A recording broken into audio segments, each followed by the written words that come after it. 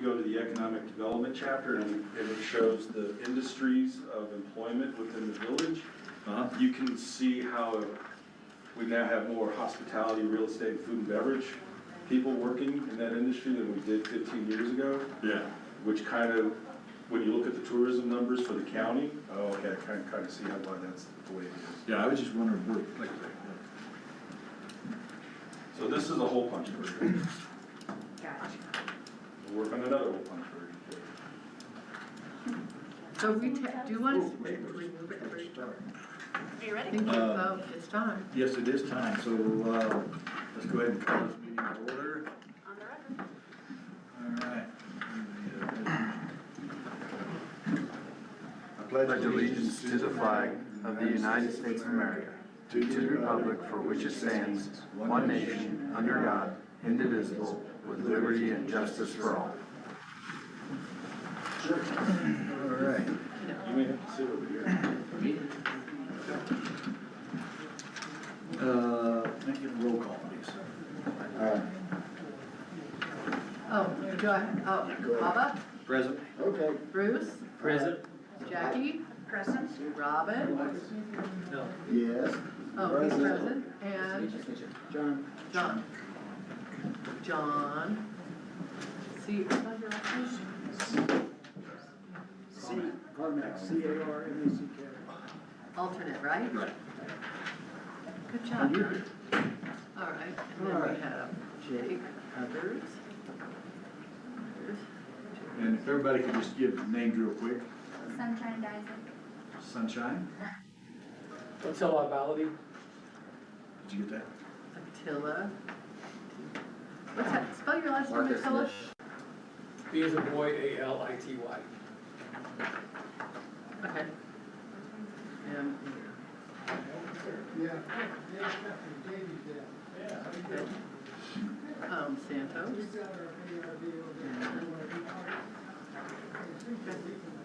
All right, I'll entertain a motion to approve the agenda. So moved. Second. All in favor? Aye. All right. I'll entertain a motion to approve the minutes. Do we have it? We don't, Okay, I we will moved. remove that, say, just not at this point. Okay, we'll jump right into new business. This will be, the only item under new business will be discussion and approval of a conditional use permit for 3521 Mountain View Boulevard for an RV park. I'll entertain a motion to approve, to discuss and approve. Okay. So moved. I'll second. All in favor? Aye. Okay. So what do we got here? Thank you, Other Mr. than Chairman, an members of the application. commission. This property, 434, Montevideo RV Park, was established prior to annexation of the village. And so it's been grandfathered, and our code says you're free to operate until such time you want to sell the business. And as such, it requires a conditional use permit. I think you may remember, like 2 lots to the north, you approved a conditional use permit for Jeff Weeks at a RV park. It's in the same zoning district. So you have a copy of the site plan. There's no recommended changes. They just want to keep everything the way it is. The drive approaches, the buildings that are there, the number of slips for RVs. But they do have a pending sale, and this is part of contingents for sale. They got to secure a permit. So. You got any questions, comments, concerns? No, I've, in the past, we've had where certain, pre-existing non-conforming things have been allowed to change hands, and no one did a damn thing about it. I can think of a mobile home property on my road, on Elliott Barker, that changed hands, and I was told, well, we don't. So there's precedent already for allowing people to continue, and in my mind, unless, because this predated annexation as well, I think, and the establishment, and even the village, I think George Lee started the thing, right? Well, he could do what he wanted to. Huh? I said he could do what he wanted to. Yeah, he could do what he wanted to. My question would be, But I don't have unless it is not conforming to the highest and best use of the property and that then I have no problem. okay, my question on it would be, if it's non-conforming, what is non-conforming on it? So, Just so that we know. yeah, so this use in that zoning district requires a conditional use permit. Right. And because it was operating without one, because it was done prior to annexation, that's the reason it's non-conforming. So it's not with respect to anything really, it's just they were there as a business prior to the rules of that district coming to the property. So that's where it became non-conforming. And so the conditional use is what's required to operate this type of business on the property, and so that's what they've come in to do. I think in addition to that, you've got some buildings closer to the street that the overlay says need to be farther from the street, but again, that's been there since prior to any of those rules getting into place. The biggest thing is the zoning district asked for a conditional use permit. They were fine until they tried to, until this pending sale came up, and so they're trying to bring it all into conformity with that. I was just wondering, I mean, is it? Could they do the same thing on the property today that they're Right. doing right now? I guess it's my. Only with the conditional use permit. Okay, Yeah. but there's So there's, I mean, there's basically, the only thing that it would be changed would be maybe the setback, if there's somebody new coming in and building right there, maybe do a little setback further off the highway, maybe. They could, but But not- they're not asking for not that. asking. They're not, they're No, I'm just. just saying if I was new and I was Yeah. coming in, and I'm gonna build Yes, this if- right there, if what you- would I have to do to get that There would built? be some additional setbacks because of the overlay. Okay. If this was a vacant lot, you were starting Right. over, Yeah.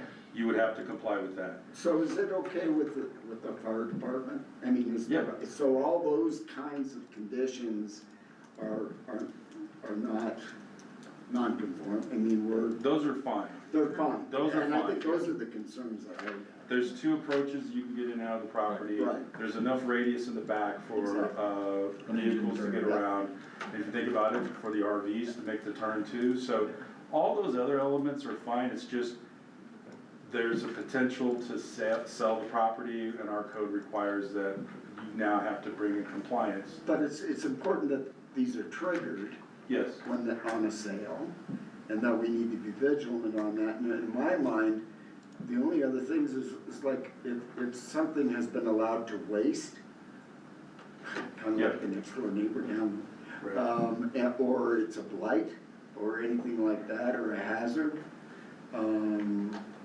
or it doesn't comply with the long-standing plan of the village or whatever. Correct. I think you've I done mean, this. it's an attractive place and it has a function, and it's a viable business. You've done this with the conditional use for the DOT site. Right. You know, you put a time limit. Yep. You put fencing requirement. You put a condition that when you're done, everything needs to go back the way it was. So if there were elements that would create a nuisance, you could make conditions to try to remedy that.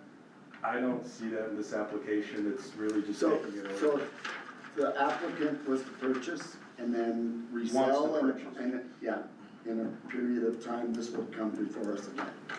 Now, No, this- the conditional use, Carries correct, with runs with the land. So, so it runs, okay.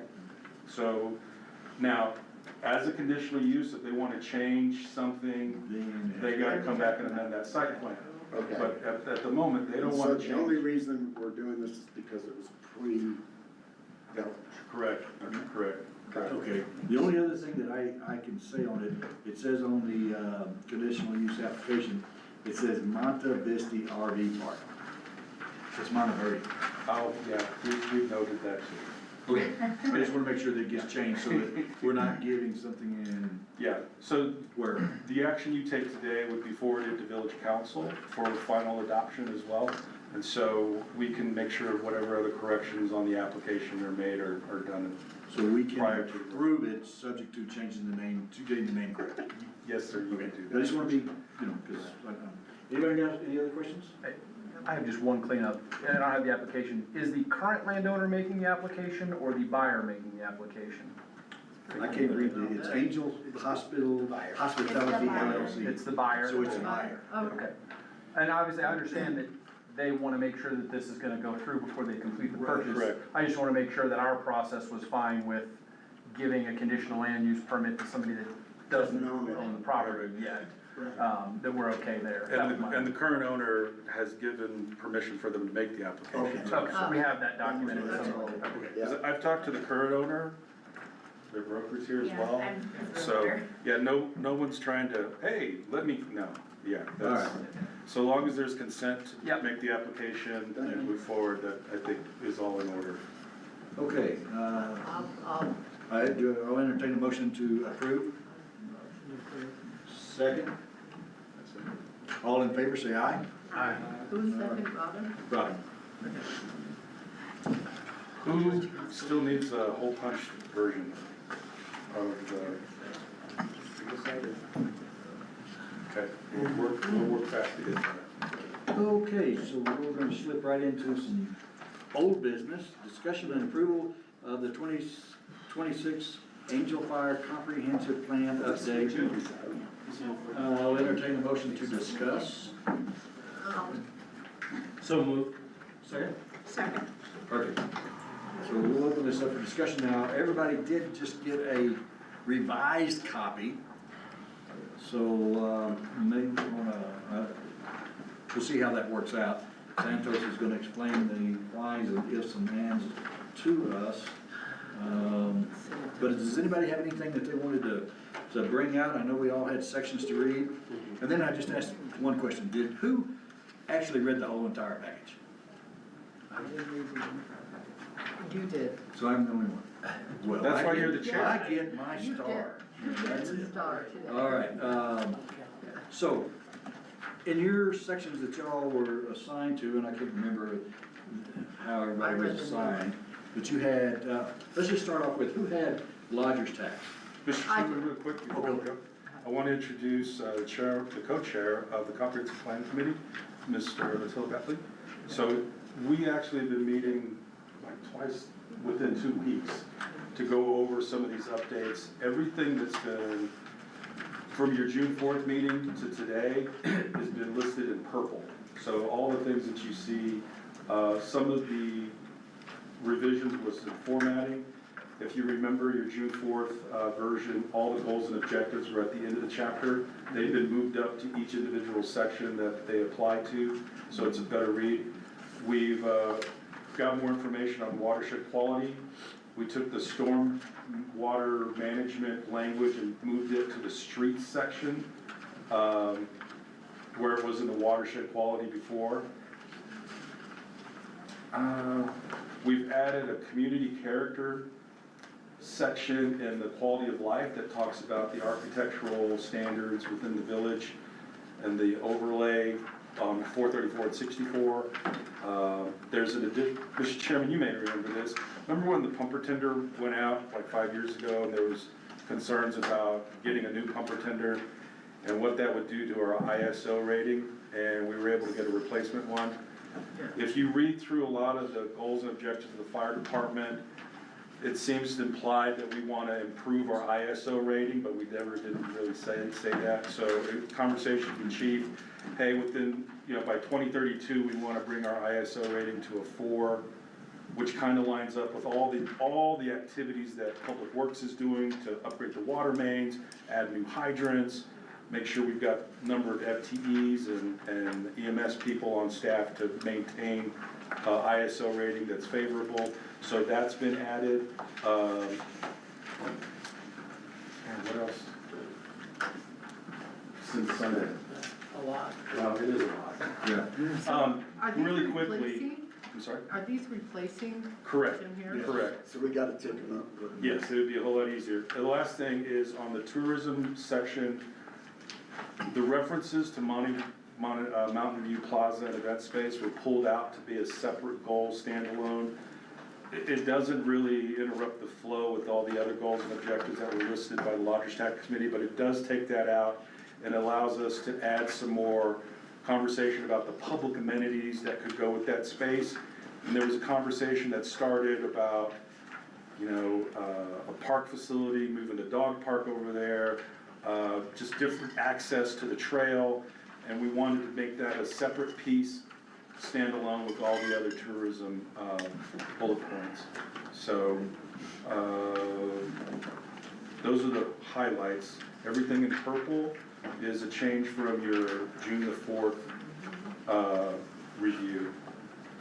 I hate to be remedial here, but, are we taking out the whole? Yes. So like the history. So the thing is replaces the whole thing. Correct. So like in the history one, the maps that were originally placed were removed to just provide more text. We looked at adding a Gantt, is it Gantt?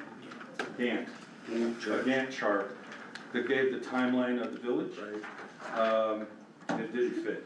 So that's where that ended up, but ultimately the photos came out. We added an aerial of the village that gave the boundaries and the community profile better, to give better references to where things are here in the village.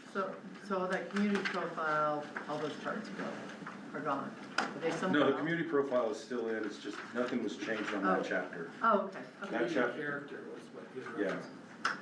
Community character was that added section, not, the profile still the same. Okay, okay. Okay, that's what it's. So, Mr. Chairman, I'm gonna log into the meeting so I can put,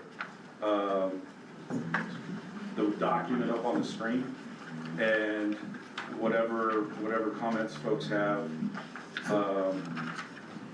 can just type it in. Did you combine economic development and tourism? Yes, So we're pulling both of those and sticking this making it in, one, that's correct. and taking out the colorful sheet with separate. You may. Thank you. This is the hardest part of the whole exercise. It's harder when it's all stapled and you're trying to put them together. One of my questions is, I've just got some general questions. Sure. Like on this, public safety, it comes down here, the third paragraph, it says, review of service calls from 2024 to 25, it was demonstrated, reduce, auto crashes. Yes. How?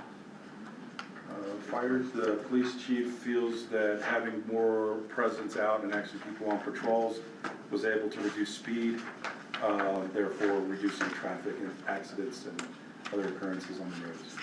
So, and you'll notice there's a goal in there, and for me, I've only been in and out of Angel Fire since 2019, the level of employment that you have in the police department, number of people on shifts is at the highest I've seen in a while.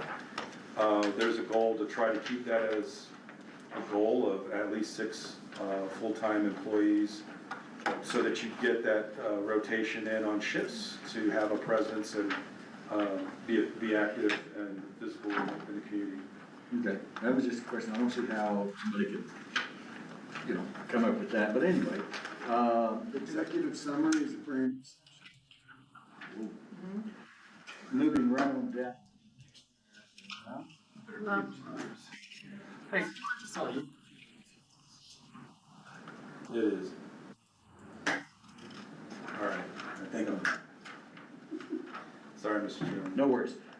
This is Angel Fire Police Department provided services for a large assembly of events within the village. Police personnel will manage and provide security for, and then it gives a list of a few things. I think we need to get rid of the few things and just say, security for events programmed by the village throughout the year. Could you say this, you left out this, well now you're not gonna do this? Let me open it up on the screen, and I'll type along with you.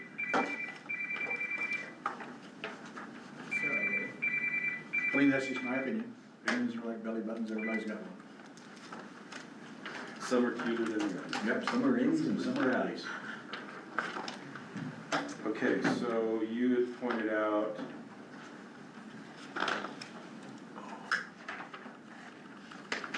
where was that again, Mr. Chairman? Under police department, 1, 2, the third paragraph, very last running sentence. Oh, to schedule, special events for population growth was, right, for large assembly.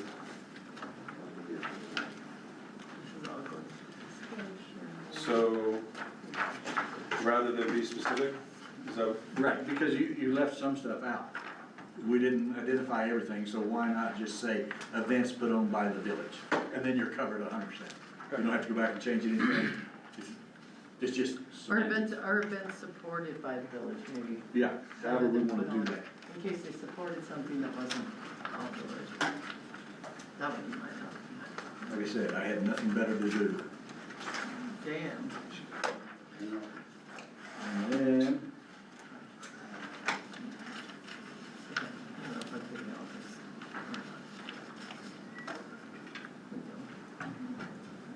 I thought I just replaced the rack.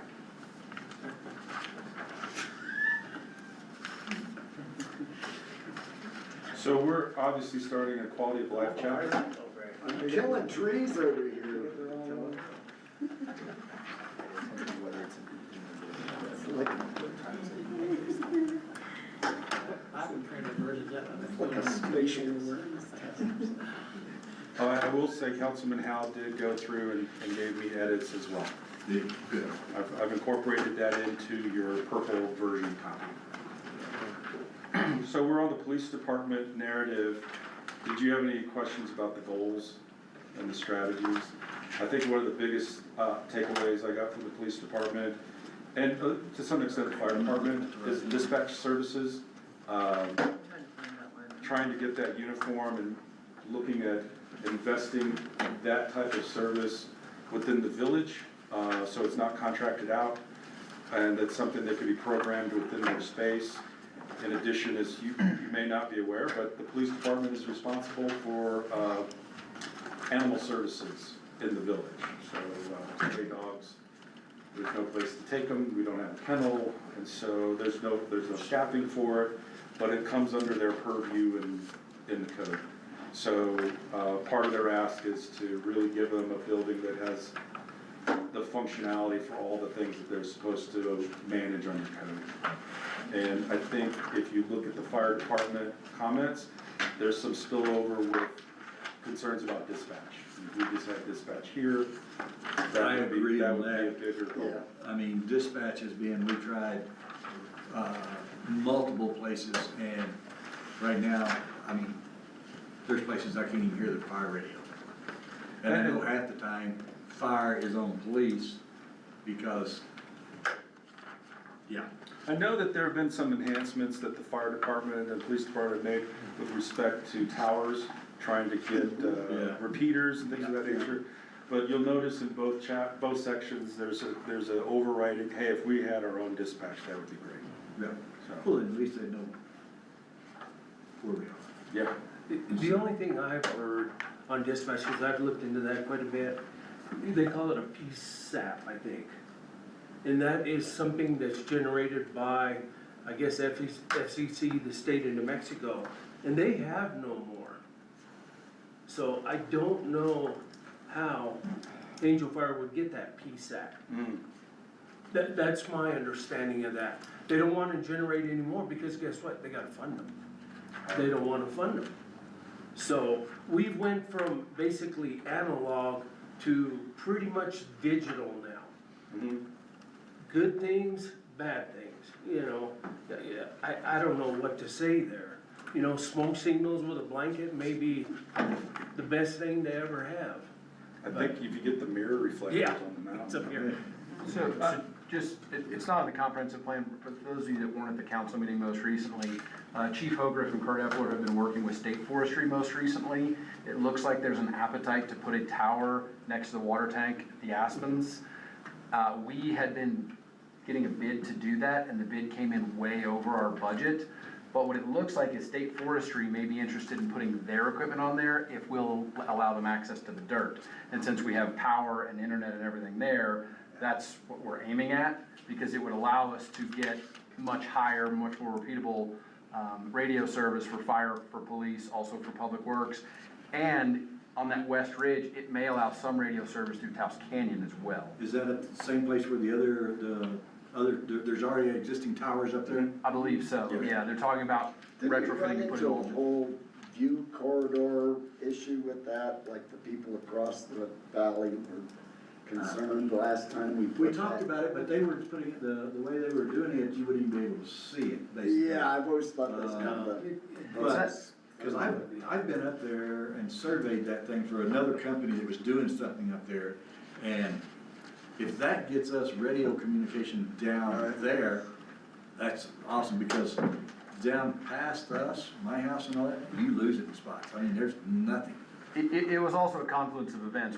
The village got some grant money to repair the road going to that site after the fire. And so that road has been significantly improved over the last couple of years, and so it's a much more attractive site. My understanding was they were looking at a site in Red River, and ours is maybe kind of popped to the top of the list. Now, to your point, it wouldn't necessarily change who is managing dispatch. Right now, that's contracted through Red River, but it would be far more radio coverage, which is what we're after. Which it could help, because, I mean, but anyway, that's a whole can of worms there. But nonetheless, Mr. Chairman, the police department just had 3 strategies. They've got really one comprehensive goal, 3 objectives. Give us a long-term goal of getting a facility that can accommodate everything we're supposed to be responsible for. I believe the other thing you should note about the tower is, remember about 4 or 5 years ago, you helped facilitate a code amendment because cell towers were only allowed here at the bottom of the valley. Right. And we actually opened it up to put them at the top, so. But nonetheless, was there, Mr. Chairman, on the police section, Police section D, did anybody else have any? Who was actually looking at this chapter? That was the one that you had. That was picked? Bubba. That was me. Okay. Bruce. All right. Yeah, because I was looking at this and looking at the animal control and, you know, where would you, I mean, you wouldn't want animal control even close to the police and the rest of that stuff. You'd want it off in a separate deal just because of Barker von Schnauzer might be in there and they never shut up. I've got one. So I was looking at the whole aspect of that, you know, are they looking to keep the existing thing they have over there with the Department of Motor Vehicles, the courts, and the police? Because, I mean, they spend a ton of money on that property, and also a ton of money. This is a long-term goal that they've got. I mean, I don't know of an immediate move, but the idea is, hey, where should we be going as a department? The chief identified, we're missing some stuff. And Right. Trying to put it in that facility or even in the yard, it's kind of cramped. Right. So as a long-term goal, what would be ideal? And that's how these strategies were put forth. Again, you've got 15 acres behind this building, so there's also been talk about, well, we've got a new fire station coming in, what if we had a new courts facility with police, so all of that's still in the mix, but if we have something in the comprehensive plan that says, oh, by the way, don't forget, it's not just about a police department, we want a dispatch, we want it to house animal control, we want it to house the functionality of the police department. We've gotta have a service bay, we gotta have Right. the Sally Port is what I think what they call it. There are all these other elements that need to go into that building. Chief felt it's important to make sure if it's not that spot and we're looking at another spot, we've identified a goal for that. You know, Santos, most agencies, they wanna get accredited, Uh-huh. okay? So, my question is that, do you think Angel Fire wants to become an accredited department? And then you've got so many guidelines, you know. I didn't get any of that from the that? chief. The chief liked the capacity of staff. I want, 6 is a great number, and I don't disagree with that. I want space, I'd like dispatch. Those were really, I didn't get anything into accreditation. Accreditation, because I think also it comes with accreditation, more money. I didn't get that sense from the police. Well, that's kind of why I was looking at some of this, because if we're looking at doing some of this, if there's, and I really get mad when people say, that doesn't cost us anything. Wrong, taxes cost us money. I don't care if it's a bond or what, it costs you money and you're paying for it. But if we're gonna do something, let's make sure, you know, if there's anything that we can get that's already costing us money, to tap into some of that, so that we're. Right, and there's probably quite a few grants through the Right. feds, Right. state.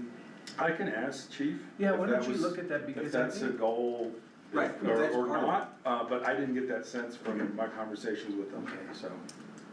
On the fire department, if everybody was fine with police, what's different from your June the 4th is we got some more information about your slash achievements that the village has.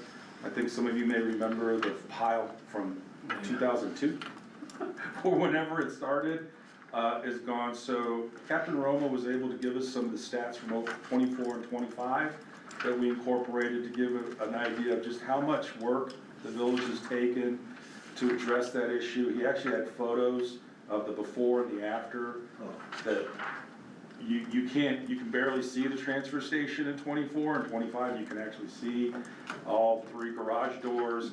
But there were some questions in the comp plan committee about some of the equipment that we use for that. There's a chipper, there's an air curtain incinerator, and then there's the controlled pit burns that they do. So that's been inserted in purple on the fire department. There's in the objectives, I know that there's the DSO ordinance and thinning properties to be fire hardened. They added a clause, also be mindful of erosion control, potential for erosion control. You don't wanna thin it too much and then everything just starts running away in the first rain.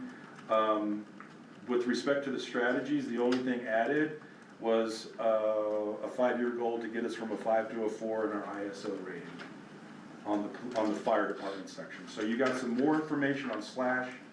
You've got another goal of ISO rating.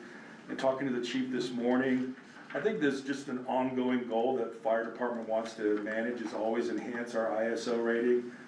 He feels confident we can get to a 4 from our 5. And I know some of you in this body are familiar with fire departments and personnel. You know, it's not just about how many people you have on staff, it's the assets you have to manage, hydrants and water supply. And so we felt it was important to add because it seems like that's where the village is going anyway. But those are really the high-level amendments from what you saw on June 4th on fire department. If I can add one more thing, this is the first year, we just met with the state, Greg and I, they came up, and ISO now is willing to give the fire departments credit now for wildland suppression. We had 5 wildland trucks, we got nothing. No credit, no points, no nothing. So this year, that's happening now. So that should release more money to the villages now. You know, and help on your ISO rating. The lower you get it, the more money you get. If you have a 10, boy, you know, you've got a bag of water. You go down to one like Albuquerque, you got, well, Angel Fire's got a ladder truck. You have, Moreno Valley, we have 12,000 gallons of rolling water. So we get credit for that, we get credit for storage, you know what I mean? Right. The more things you have, you'll get credit, so that should help out with. I talked to Chief this morning and said, we could do this where we just say our goal is to get to a lower ISO rating, and whatever it takes to get there. Or we could say, well, you need to have X number of personnel, you need to have X number of assets, you need to have X number of hydrants, and it's just easier just to say, let's get to a lower ISO rating of at least a 4 by 2030, rather than getting into a lot of the personnel, asset, equipment data, how many wildland assets do we have. But if the goal is to keep getting our ISO rating down, I think that's a better approach to take. And the ultimate goal, it's not really that, it's the homeowner's policy.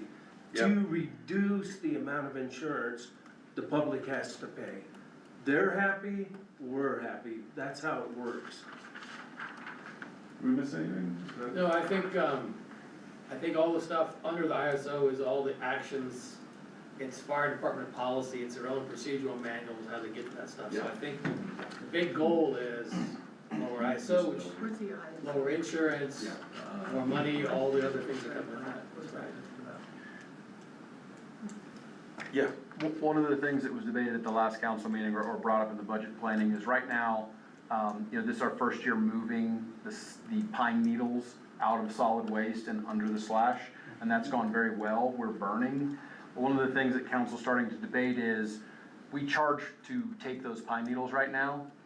And the question is, would we get more participation if we didn't charge to take the pine needles? You would, I think there's a lot of support for that at council right now. It's just making sure that we don't get back to the situation where we have a piling Right. in. We don't wanna overload the system.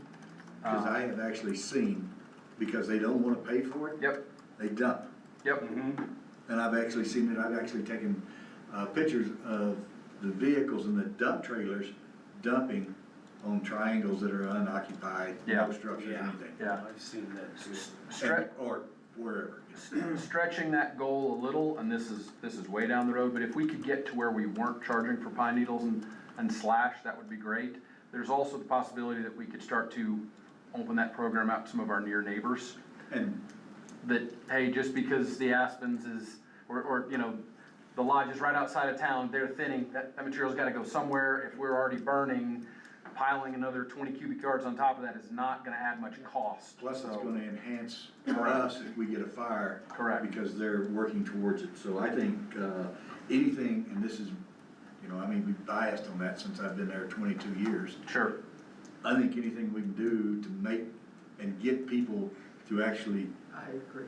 thin Yep. and do that is great. It's like, I can't remember who it was, but there was somebody going around saying if you came here 30 years ago, half these trees, Robin, 50 years ago, were all these trees here? No, they're just, you know, they're growing and more trees coming. And so we're not keeping it the way it was, and so we're creating a monster. It's just like Yellowstone, they just let it burn and keep burning new trees, Yeah. and you can't even get critters through there, so. Well, if you would run down on the valley floor, like down where the Right. Catholic church is, Right. that whole area didn't have trees before. Right, and so that's, you know, we've let it get this way, so I think the more we can do, and if that means lowering, getting it free right. to enhance it, to get it done, I mean, look at the resorts property. I mean, crockety Moses. Don't look at that. I mean, just. That's the biggest that's- issue. That's not. Well, Mr. Chairman, But anyway, I don't see, No, I don't see anything in there We other can- than, we talk a little bit about the Cimarron Watershed Alliance talks about, there's money that was available to provide thinning around the perimeter and thinning around evacuation routes. But I think what we could do is go back and, when we talk about slash, we could look about adding some of what you discussed from the council level of enhancing and encouraging participation into that. So I've written that down. and, you know, that's one part of it. The other part, which is addressed in other issues, but I think it's also should be in the fire issue, is how much water do we have? How much water can we store? I mean, we could blow through here and just suck a tank dry.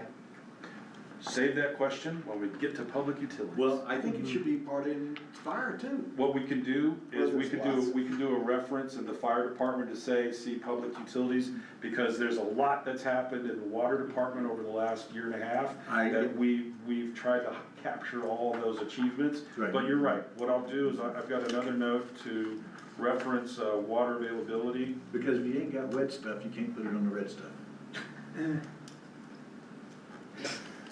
I learned a new jingle. Jeez. It sounds like, you know, we've been talking about the partnership chapter with CMA and others. State Forestry was brought up as partner to be aligned with better, and also neighboring communities with Slash and Pine Needles. I think this partnerships chapter and how we engage. Add those. We need to flesh it out more. So, I mean, who had lodger's tax? I did. Hold on, Okay. Mr. Chairman, Go ahead. I know, we're almost done with this one. Oh, I thought we were done with that. I'm No. gonna have to leave before 4 o'clock. I have a 4 o'clock. So you were doing Rex? That was your read, right? Yeah, but I didn't get anything accomplished. He's still in the first version in the paper, and it hasn't met the last two. I changed it. Mr. Chairman, you wanna jump to his section? Yeah, And try to capture, so See what- that's, Yeah, Rex and Trails? I've been going like since 8 o'clock on meetings. I don't know, today, National Meeting Day or something. It's not Boxing Day.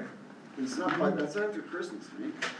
I can't keep up with the Canadian metric holiday system, Tomorrow is, what? I don't, it's the first. It's Canada. Canada. It's also the 40th birthday of this village, which is not being recognized by the village. Congratulations. We incorporated But July 40's 1st, not a big- 1986. 40's a nice number to get to, and I loved it when I got to 40, but it's Yeah, I really know, not your husband told recognized. me no one cares. I know. Well, 50's the big one, 50, 75, Forty's the and 100. big one. Because history starts when you get here. I got it. No, you Welcome. Mr. Chairman, I've got the Rec and Trails chapter up on the screen. get recruited. Again, we just put the table of contents up at the front, highlighting what you're about to read. You know, if, towards the second page, there's been a lot of activity on the Recs and Trails Committee with Alan Fields. You actually see a diagram on the board over here of what came out from the last charrette conversation. And you see the survey results of what amenities folks would like to see at Allen Field. So there's this moving progress on trying to actually get a master plan updated, or I don't think it's updated, I think it's just a master plan for Allen Fields. What should go where, what should we try to attract? And so that's been identified in purple, which is different. Because you guys met in June, but like, it was after the 4th of June, so this wasn't added, so. I think since we are now acknowledging some of where all the entities, Yeah. including the Girl Scout camp and other recreational, not just the village, it would be nice that Allen Fields be, it says it's deed restricted. The reason it's deed restricted is it was donated by the resort, and that should be stipulated in this document. All right, so let me find that Thank next. you. I thought it had something in there like that, but it Yes, Didn't just- sentence number 2. Yeah, it didn't just kind of, I'll add that now. thank you. We need whatever good press we can get.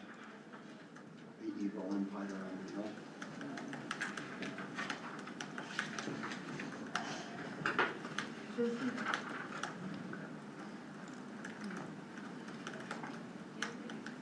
Does this seem fair? Allen Fields was deeded to the village by the resort for recreational use, was that pretty much the limitation? I think that's the one. Well, isn't that the same thing as the sentence above it? 2010 Angel Fire Oh, Resort you're right, it donated did say, property to but I village of didn't Angel Fire. say the resort. No, it just said deeded. Okay, I'll add the resort to that sentence. I think that's why it's called Allen Fields for.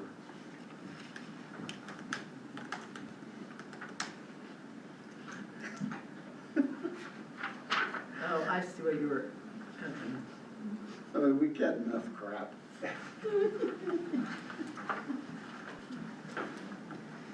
The school too, if we're all interested in that. yeah. So at the end of that page, we have a recreational fee, sports and rec fee that we collect with lodger's tax that helps to finance the note for Allen Fields.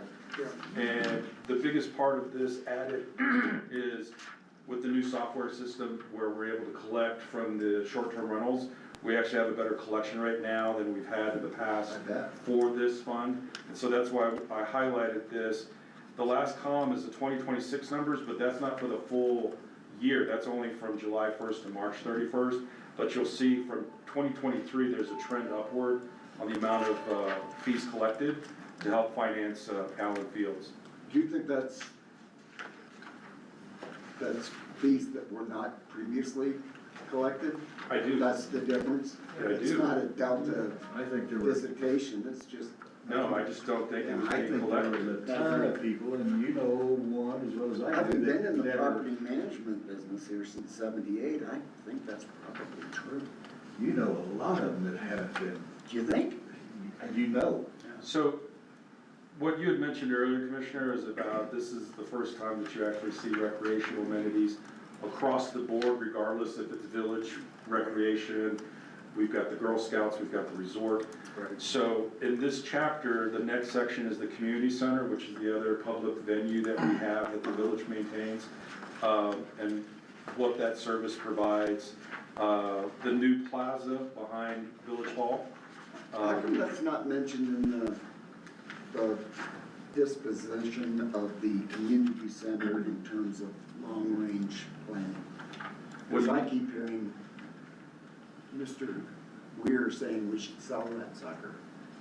I had a church call him to buy it at one point. I just think it's an ongoing conversation that's Okay. really, personally, and I think you can help answer this too. There's conversations about Allen Fields and what should go at Allen Fields. Right. And part of that is you'll see there's a rec center that No, I know. could be programmed. Right. But in that conversation, is if we could take some of the rec facilities from Right. this building, move them to that building, that actually expands other services we provide in the community center that are kind No, I of. guess we don't wanna tip our hand as to what we're willing to. But I also believe that the community center is also deed restricted. too. That's what I was gonna say, That that's. it's limited to No. provide, It's a senior center. Right. Correct. Senior center, and it was. correct, and some of those services are provided there Okay. to help keep it functioning, so I have not heard of, like with this property here, there were public deed restrictions that you guys took into account to terminate so the fire station can be built. Right. Because the deed restriction says you can't put a fire station there. I have not seen any movement on amending or terminating deed restrictions at the community center, which would need to happen, otherwise Okay, I'm there's just a curious reverter about that clause. conversation, where it sits and whether it should live in I this think it plan or only not. sits in Manager Weir's head, it hasn't come to us from the Yeah. Director of Parks and Recreation. Because I don't know, the land was actually from the ranch, See, so I don't know if that carries deed restriction as well, or whether it was just the funding source. No, I believe I believe there's actually a reverter clause. I think. Was it tied to the land? Land and structures own it. If it were ever, from what I understood, if it was ever done away with, then the building and the land. were- Yeah, I didn't mean to go down the rabbit hole. But anyway, But we did, that's fine. No, that's a So, good route. so to what go you're, down, what though. you're saying is the village couldn't sell that community center then, correct? No, I believe because there's a reverter clause. on Because it. it seems like there's some redundancy in Mountain View Plaza and the community center. There is. Well, because I think that's part of the conversation about Bellevue Plazas, what should we put here? We've got some things at the community center, what might be a better fit? Or what else should we do? right. So I don't think that's an accident, I think that was. I gotta run, but Yeah. I would say that the TELUS group and this whole conversation has been real healthy from Yeah. my past experience in both trails and rec. I think I'd love to see a more, I like the fact that we're going data-driven and we're trying to find out what people really want, but sometimes I don't know that we also have to put that against what, Is reality. not just reality, but what can be enterprise zones where we can actually create some revenue sources. Some stuff is great, you know, if you can get funding and all that other stuff, Right. I get all that. But there's also things that drive up to the bottom line, Yeah. and some things do not. And some things are trendy, and some things are not. But I'm really impressed with Were the there fact any, that we're doing this. before you go, Yeah. the strategies or the goals, did we miss anything? Did it seem on point? No, I'm good with it. I would like to see, the question of where things fit, whether, skate park should be over here or over there, which was a conversation, all those things, it's a matter of synergies. Right. And also, just, where you can have the greatest bang for the buck. But the problem with obviously the community center, and I said this when Barbara built it up there in the first place, was first we're locked into the senior thing. And then the other part was, just because we got free land doesn't mean it's a good place to build it. And it has no curb appeal, because no one knows where the hell it is. So, Yeah, what I I- do like is. trails up there. Yeah, so let's build a trail up there. So, but over here, it seems like, when you drive in, I think, Allen Fields was immediately impactful. There's a couple things when you drive in that people see that, other than the junk that we were supposed to fix with our overlay district. now we're adding some junk. But I think the airport and those kinds of things and what we're developing over here is impactful. Yeah. And so that corridor becomes now more attractive and also more inviting on a recreational basis. Oh, absolutely. So those are all important things, but hiding shit up in the woods, where no one knows where it is kind of dumb. Anyway, I gotta go, I got another meeting, I'm actually the president of that board, so I have to have my shit together. What? So Jimmy crack corn. So Jimmy crack corn, can you guys have consensus with that? Yeah, they do. Good, Thank you, Rob. that's what I live for. Mr. Chairman, the last thing is just the trails that the village owns, which is the last component. And then it goes into the Angel Fire Resort, and Wolf actually gave feedback on this section and the tourism section to make sure that we didn't misspeak on what the resort is or isn't doing.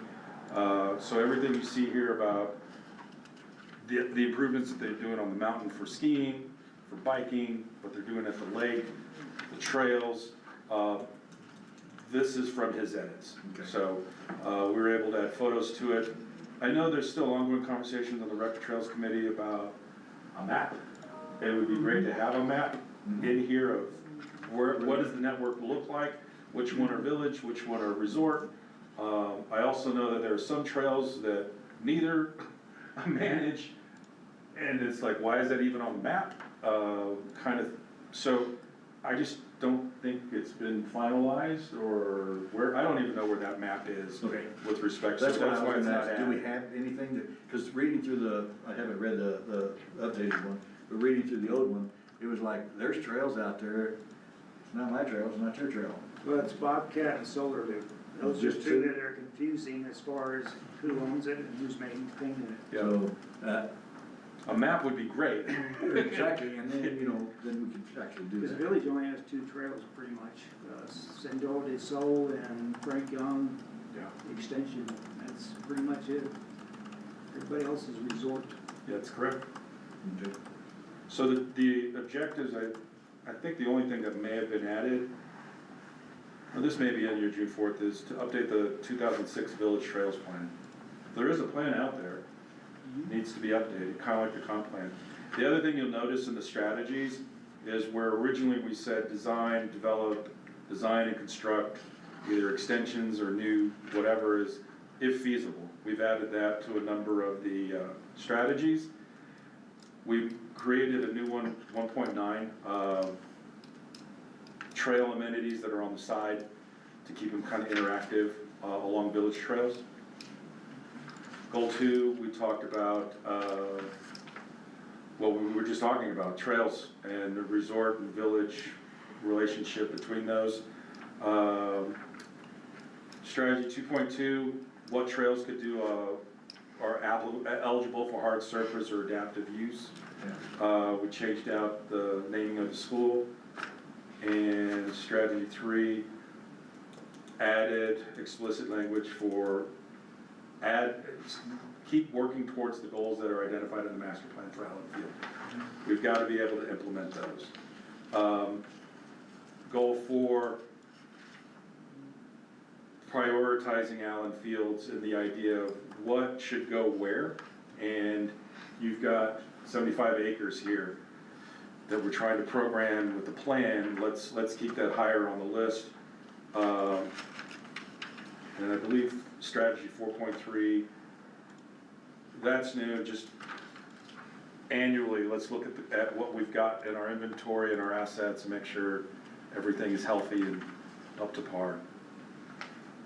You want to add?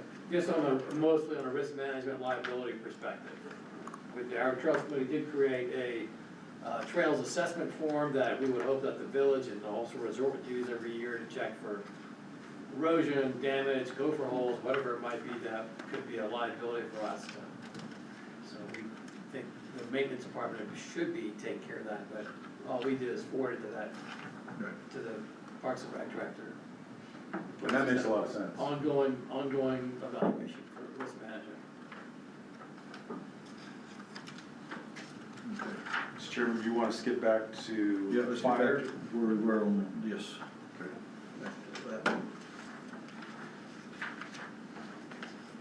So we just went through police, we just went through fire. There's a section on public health, highlighting Angel Fire's membership in the South Central Colfax County Special Hospital District. Some of the work that's been going on with the bond program. Bruce, that was $2 million, right, that got voted on the last election for It was 10 million. 10 million. Yeah, 10 million went into the special mill levy, and we got 2.5 to create a new clinic. The nursing home in Springer got 7.5, whatever. So I just updated, it was 2.5 for Angel Fire, I had 2, so I've updated that. We already have the architect working on the plans and everything. Do we have a spot? No, we'd Still like to looking? be on that North Angel Fire Road there, but I didn't put a spot, I just said it's Yeah. in review, so that seems good. So that's, we talked a little bit, FA1 also has services available for people. I think it kind of doubles as an emergency yeah, urgent care. urgent care. It's really just a simple goal, make sure we've got quality services for medical facilities and providers. So that's new from your June 4th version, that this is added. If you had any questions or feel something else should be added, Bruce, those seem to be fine. Yeah, that's real good. It's added. Where, I haven't found it yet, but I'm still looking for Well, it. it's on the Where's screen. it? It's, Yeah. I've got it right there. Yeah, that's what I'm looking at, where is that at? I didn't get pages. Okay. So as Bruce mentioned, it's still being finalized of where it's gonna go, so strategy number 1, hey, let's coordinate with the hospital district on this design. Strategy 1.1 kind of goes into what you're gonna find in economic development. Let's go out and try to attract professionals in the field to move to Angel Fire. And same with medical license, recruit license, and then attract license, coordinate that. Right. This is it's in the section with quality of life. Yeah. Go up, that whole chunk comes in. So quality of life was So quality, community, character, police, fire, health. Then we're just gonna go to night sky, and then watershed, health. All right, so now we're in night skies, Correct, and nothing has changed with respect to your previous version. and I still have issues with it, yeah, With this, Night or sky. the ordinance? the ordinance itself. yeah. Well, you're in luck, because the liaison with Night Skies is right here in the front row. And my understanding is there's still ongoing conversations with that, and So- from your last meeting on the 4th, I know it was pretty evident, you seem to want to make sure that whatever was adopted was best for Angel Fire and not a square peg and a round hole, Yeah. just because dark skies. Yeah. And I believe that's kind of where the conversations are still at. So we don't have an ordinance to bring to you. We asked if there was one ready for you to consider today. It's not ready today. But nonetheless, it's still something that folks feel it's an asset to our community, what you can see at night around you. But nothing has changed on the strategies or the narrative. The ordinance is still being refined, if there's anything you wanna add. So, there will likely be a new dark sky committee meeting coming up. I know they probably haven't got Tilly on it yet. The last revisions that we got were directly working with one of the attorneys with dark sky. And he had several good ideas and several, what I'll call non-starters. And so that committee is sitting down trying to figure out like, okay, what do we do with these? Because we know what dark sky wants, we know what council's direction was. So I suspect what the committee is gonna do is go through and try to keep as much of the good as they can and chop out the things that either the village can't or won't be able to do for whatever reason that is, and put forth something Now, the odds that that is still something that will make it through the dark sky approval process, I don't know. It will be an updated night sky ordinance, but I don't know that it will have enough things left in it to, and that's okay. Right, To that's make what I was it- just saying, I can give a rat's rear about Correct. me to there. I care more about what's Correct. best Yeah. for the village. Understood. I mean, if Night Sky doesn't like it, Mr. Chairman, that goal, I believe that goal should be much simpler, which is just to reduce nighttime light pollution in the village, I agree. period. Keep it simple. The ordinance is an objective and a strategy, not a goal. And you could say, you could put 10% or 15%, I don't know how you ever measure that, I'm sure people can measure it, but the goal should be measurable and smart. And the objective can be an ordinance that can support that goal. The objective can be a homeowner's guide to Angel Fire and lighting. It could be a discount on, night sky certified lights at the store that, gets a tax credit. It can be all kinds of different things, but that goal is reduce nighttime light pollution. Exactly, and that's the way I look at it. Keep it simple so that, because you've got so many things in that ordinance. I mean, it was 8 pages. I thought we were starting up a whole new community type deal or something, and then the last page got me where it says, and if you don't do this, we're gonna come and take it. No, you're not. I don't think there's anybody in but the I village do- that would want you to come to their property to do Yeah, it.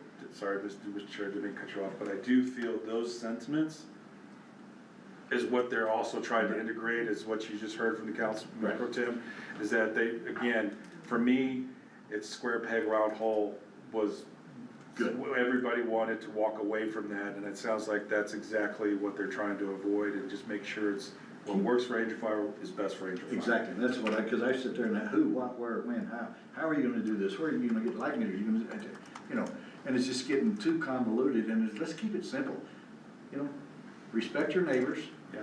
turn your lights off, and let's, keep it dark skies. But anyway, so that one would be, So those strategies, those objectives came from Night Sky, and they haven't proposed any updates on that, so. The last thing that we had originally was water quality, and this is really about our watershed around the village. I didn't realize this, but our watershed's 100 square miles. It all comes down into the Synagio Creek. It's a huge impact zone, and so we felt it's important to address it. That's not something that you saw in any of the previous plans. So this is a little take from what has been adopted in the past. I just realized I misspelled species.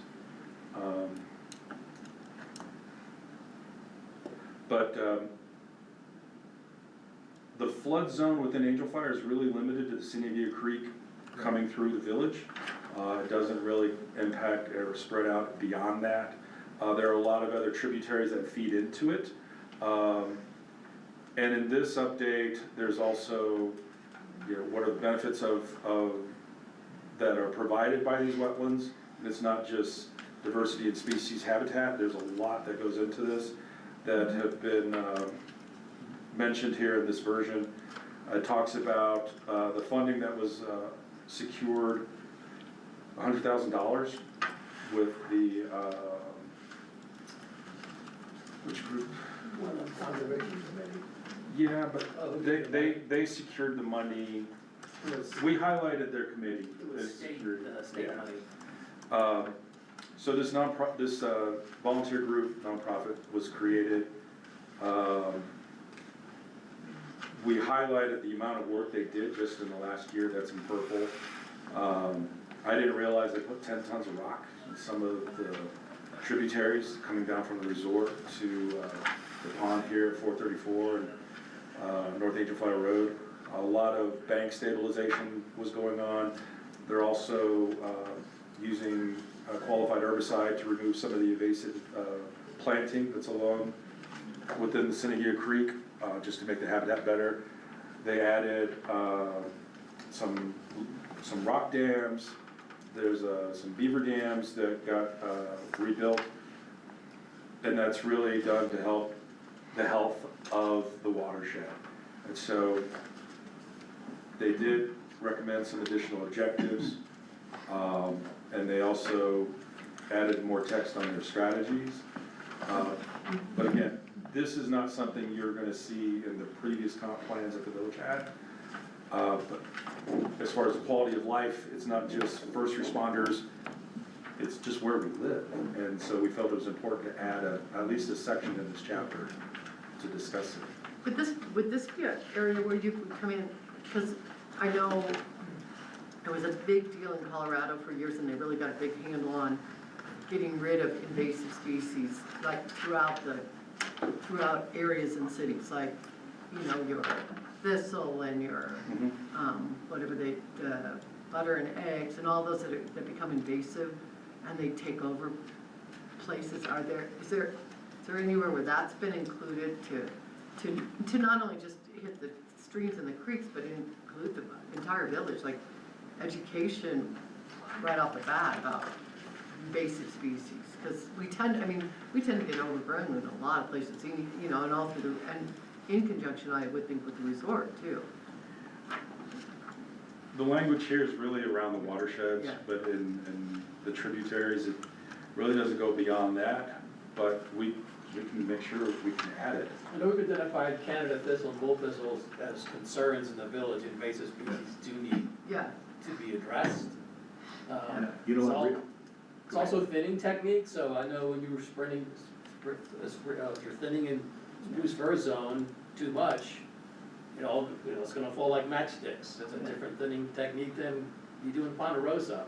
So I don't even know how, if we get those into the plan showing, it always makes me think we need a homeowner's guide to Angel Fire that touches on these different topics, that here's where your slash is, here's where the rec center is, and here's like things like, but. Owner's manual. Owner's manual, yeah, exactly. We could actually put that in strategy 1.1, because if you look at the new language, identify funding sources to implement programs to plant natural vegetation and eradicate invasive species near creeks and wetlands within the village.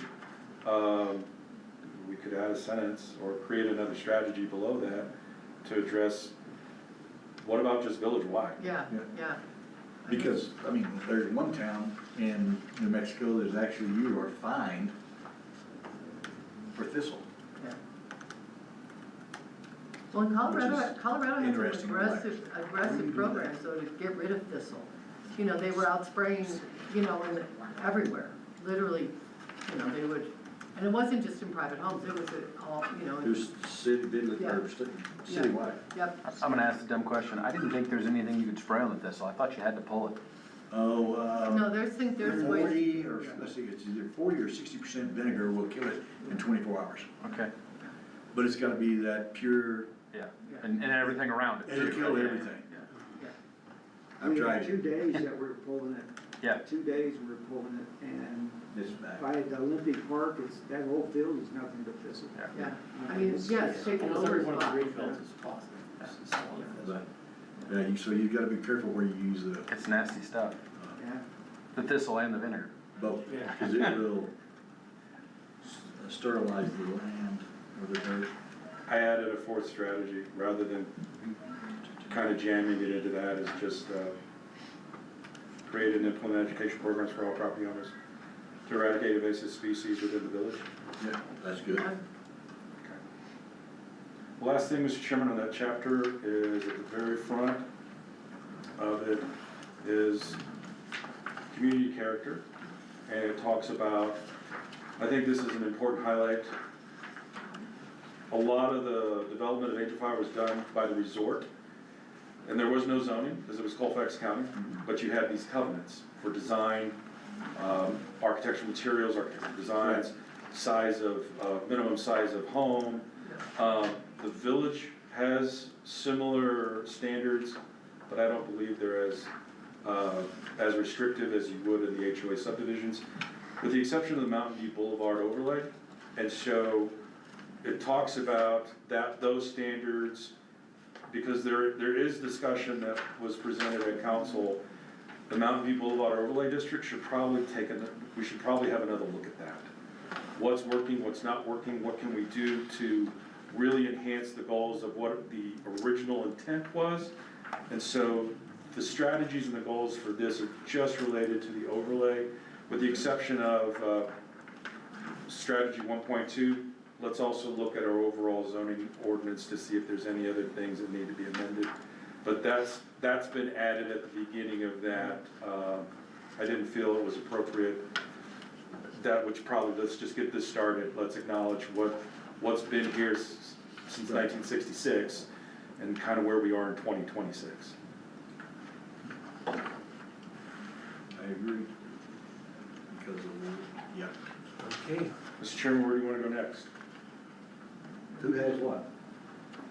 Well, I can go back to the last one.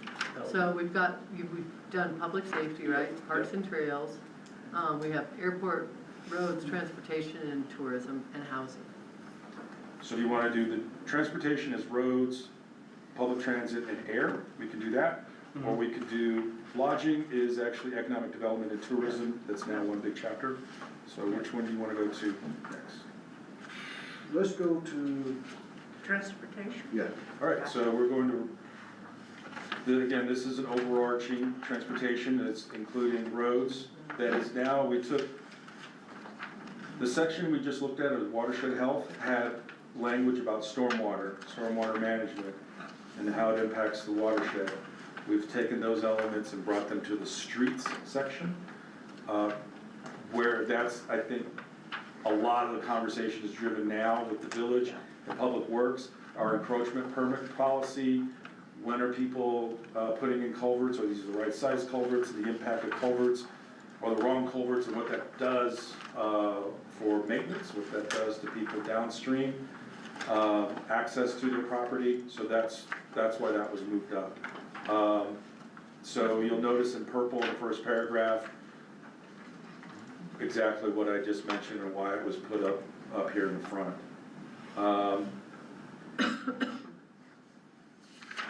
In the streets department, we had also mentioned there was a thoroughfare plan that was adopted, but it hadn't been touched until you guys looked at an amendment maybe 2 years ago, where we had a collector going through the RV park and the Girl Scout ranch, coming out in front of the Grand.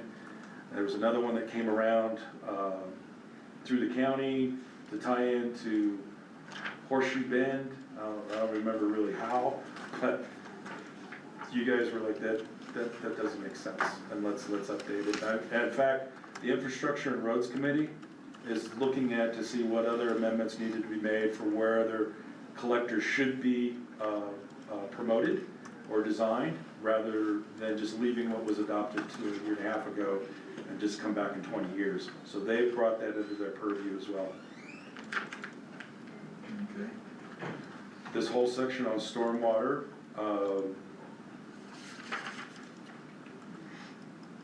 it's really captured in Title VII of our village ordinance, but it hasn't been practiced uniformly. It really was the discretion of the streets department and what the director at the time thought. Well, if you put in a culvert, you owe me a permit. Well, I'm not putting in a culvert. Well, you don't owe me a permit. But I gotta bring my trucks in to thin the lot, and it was just messing up everything. So the planning and zoning department, if you haven't noticed, or the new director, Marcus is here as well, is now, and you may have realized this when Rick was here, he was taking on encroachment permits. Reggie did a little bit too before he left. So before you do anything on your property, you gotta have an encroachment permit regardless if you have a culvert or not. We wanna see where this is going in. Public Works wants to know, what are you doing to get your trucks in to start chopping and thinning, and how are you taking it out? And there's a bond that's up front. You'll get it back when you are done with the work and everything is still in order. But we're now requiring to see that prior to the issuance of a building permit. If you come in for a building permit, the first question is now, well, where's your encroachment permit? Oh, right, here it is. So we believe that's a really good start. Infrastructure and Roads Committee wants to delve into this topic a little bit more about amending the code as it relates to stormwater and stormwater management. I've talked to Kurt. Some cities, there's just a section within that Public Works chapter of stormwater management, right? In our code, it's sprinkled around, and so maybe we come up and we have a dedicated chapter on that. But that committee is taking up that charge. We talk about sidewalks. The only thing that's changed is Kurt would like us, and not, when I say us, I mean, staff. If you remember, 5 years ago, we changed the code because if there was snow on your sidewalk, the property owner adjacent to the sidewalk was responsible for shoveling the snow. What they would do is they would shovel the snow into the street, and then our street guys would come in and put it back and plow it back on the sidewalk. So, and then some homeowners weren't even here, but there was a hazard. So the village created standards where the village would go in, clear a sidewalk. Kurt would like to refine that a little bit. Sometimes you get a dumping within 3 hours, but I think the language is within a 24-hour period, if there's like 3 or 4 inches of snow, and he's like, we could get 8 inches sometimes in a bad storm within 5 hours. And I can't go clean it, I wanna clear it. Okay, it's those instances that Roads and Infrastructure Committee is also looking in their purview to update. The UTVs, which is really how do you get them to cross 434 so they can get to B76, which is where everybody wants to go. The strategies for roads, an annual plan for improvements and safety. One of the most recent one was minimize dust off the road surfaces. Different technologies that could be used rather than just spraying water, different techniques. And most of these that are listed in strategies, Kurt's reviewed them. Members of the Infrastructure and Roads Committee have as well. They seem to be in order of what they would like to do as long-term goals with respect to roads. Isn't there a guy over here on Ute Valley Drive going back up that way that sprays the road? I mean, he's got permission from the village to put this stuff down, and it stops the dust. I don't know about that. I don't know. Something other than water? Yeah. It's a binding agent. There's tons of binding agent products on the market. Right, because that's what he sprays. He's got, if you turn right there by Station 2, and you start going up El Camino Real, that flat part right there, if you'll notice, there's a difference in coloration. That's where he sprays it. No, I did notice that just yesterday. Yeah, he sprays that with this stuff, and you don't see any dust fly up there.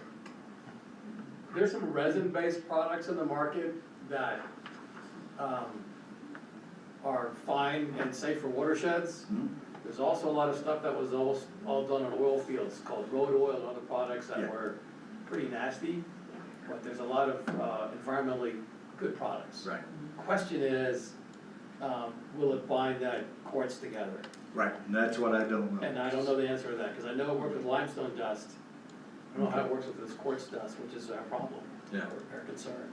So one of the ideas was, let's look at what practices are out there that we could look to put on village roads. I think everything you just mentioned, whether it's the right chemicals to balance out with where we are and works with the road surface as well. Right.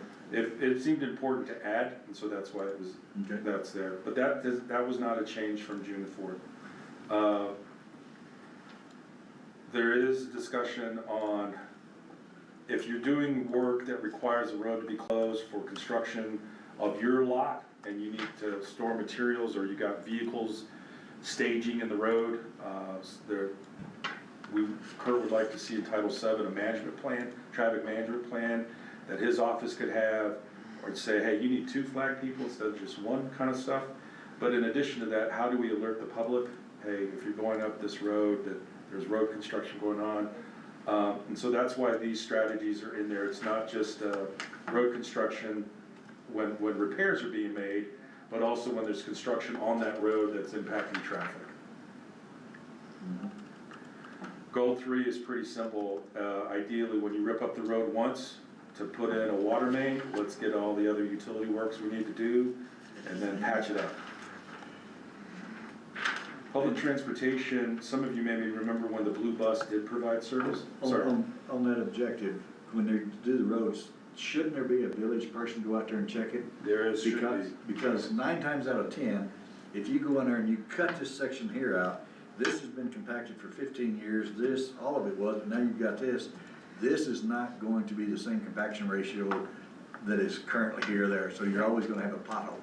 So So, The public works director or the streets department director is responsible for inspecting all those cuts. okay, And from personal experience, I know Kurt had an issue with a cable company that was doing work, I believe, out front of your house. Yeah. And they claimed it was compacted, and Kurt said, no, it's not our compaction rate. close to Yeah. that. So I do know that the village, with the public works director, the way the org chart is, it does go out to Do they- make sure. Sorry for interrupting, go ahead. No, it used to be the streets department director, Richard Cordova, Right. he was just streets, so Right. Richard would go out and do that. Now it's the public works director, but there is someone responsible from the village. When, 5 years ago, I think Kit Carson might have been running new wire in Valley of the Utes. They need to get permission before they sealed it to make sure compaction was done right. So I do know that someone Okay. in Public Works is touching it before it's signed off. Is there money being, when they go to cut the road, are they putting up a bond to ensure that that's back to where it should be? I So have- Because down by your street where they just put that asphalt in and cut all that, Yepper. that is garbage. I asked Kurt about that, and they can have Kit Carson pay for it. There's a provision for that. Because that should be, Yes. that's what, when I was working with a community, that we made them do. If you cut this, you're gonna put, X number of dollars down to ensure that you get it back right. And then once you get it back right, you will get your money back. My suspicion there, because Kurt does require that on the encroachment permits, it's $1,500.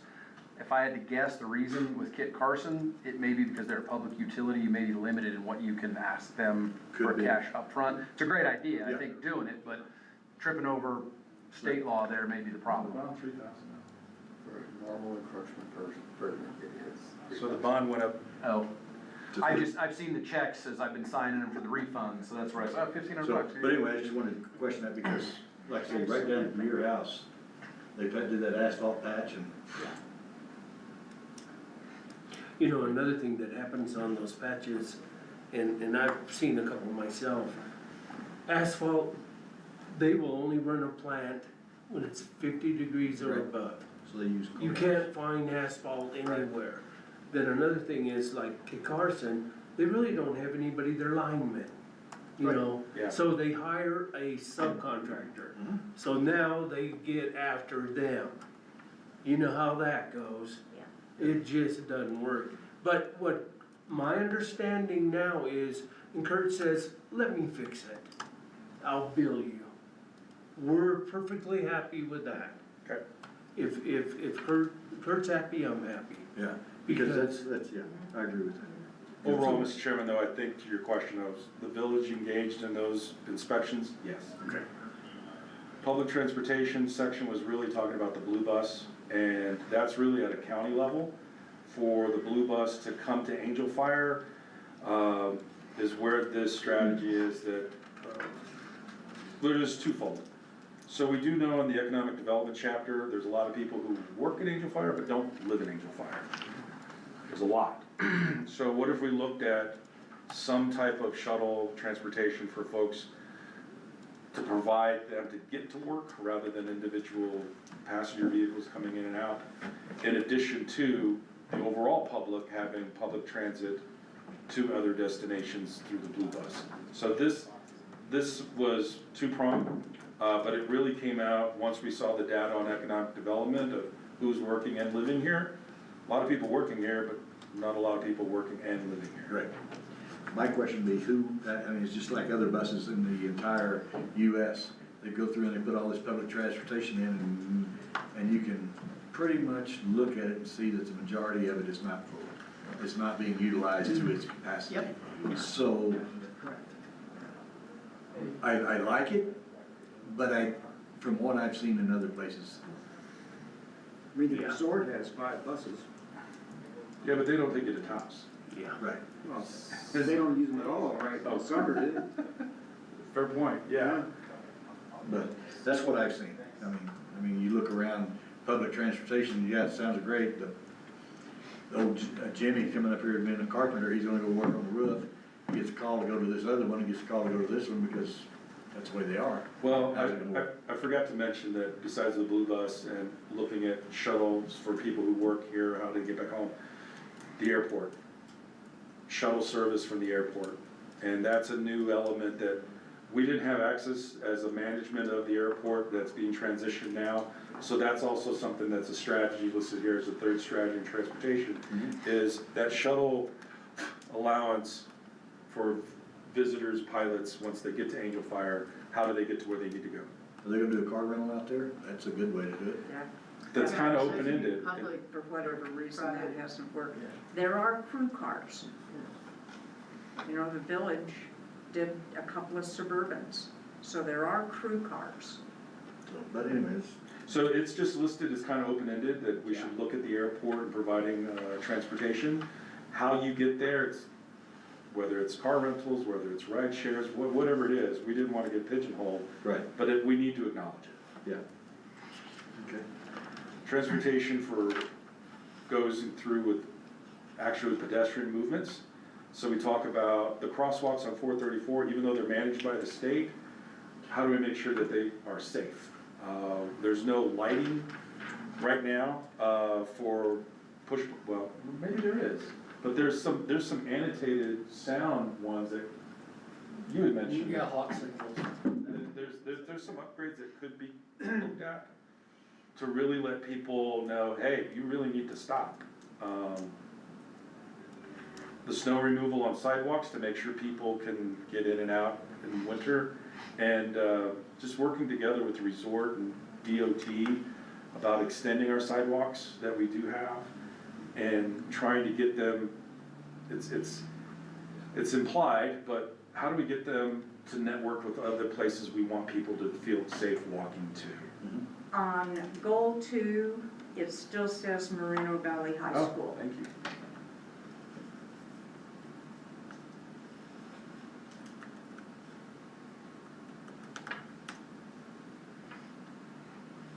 Thank you for the catch. Did you want to add anything to Phil on pedestrian connections? I think, also the rec strategy, there is a strategy for completing a bike and walk audit, looking at all the bike, pedestrian issues. For example, Camino Grande has a bike lane going to the school, so you can ride your bike to school, but there's no bike lane coming back. Yeah, There's a bike lane going up from Vale to El Camino, it's not striped, it's maybe a bike route potentially. There's a lot of inconsistencies, and that'd be a bike walk audit would help Yeah. address all those in the future, like how do we move around town? Goal number 3 is really just explicit to UTVs. I would like to change that objective a little bit there, so it's not just from here to Forest Road 76, it should also be from here to the transfer station. I believe the application was actually put in initially from the blinking light to 76. Okay. It was all 434. Because that's the way it, because I was on that committee at one time, and we got it to the transfer station, because that's where a lot of people were going, you know. Wait, when you say transfer station, you mean at the end by the high school, or do you Yes. mean? Okay, all right. Yeah, because, Not the recycle. right, so not just to, so it's to the recycle park and all the way to the transfer station. So I'm gonna rewrite this, to provide allowance of UTVs on State Highway 434 from the intersection.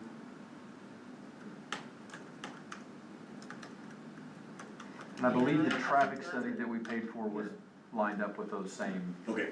end and start points. Okay. that, How how is it? come, I have a question, why isn't something like this, UTVs on the state highway put out to a vote in the community at all? Why is this put into our transportation goals and not put out to, because I've worked in Red River and I've watched what's happened to Red River.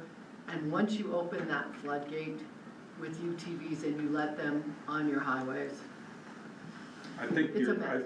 I think that's added, Yeah. strategy 3.2, that wasn't there before, because we talked about evaluate the usage of UTVs on village roads to reduce the impact and noise that's generated from it. That was not listed any time before, but within the overall arching rules of UTVs, DOT has got the domain of access Well- to get, just me personally, I know that the UTV shop here over by, They're not there anymore. well, when they were coming here, they wanted to be here so then they could shuttle people down to 76. Cause that's where everybody wanted to go on 76. I think that there's a conversation about, how do we get to 76 when I can't get on the highway? Right. People wanna get to 76, but they can't use the highway.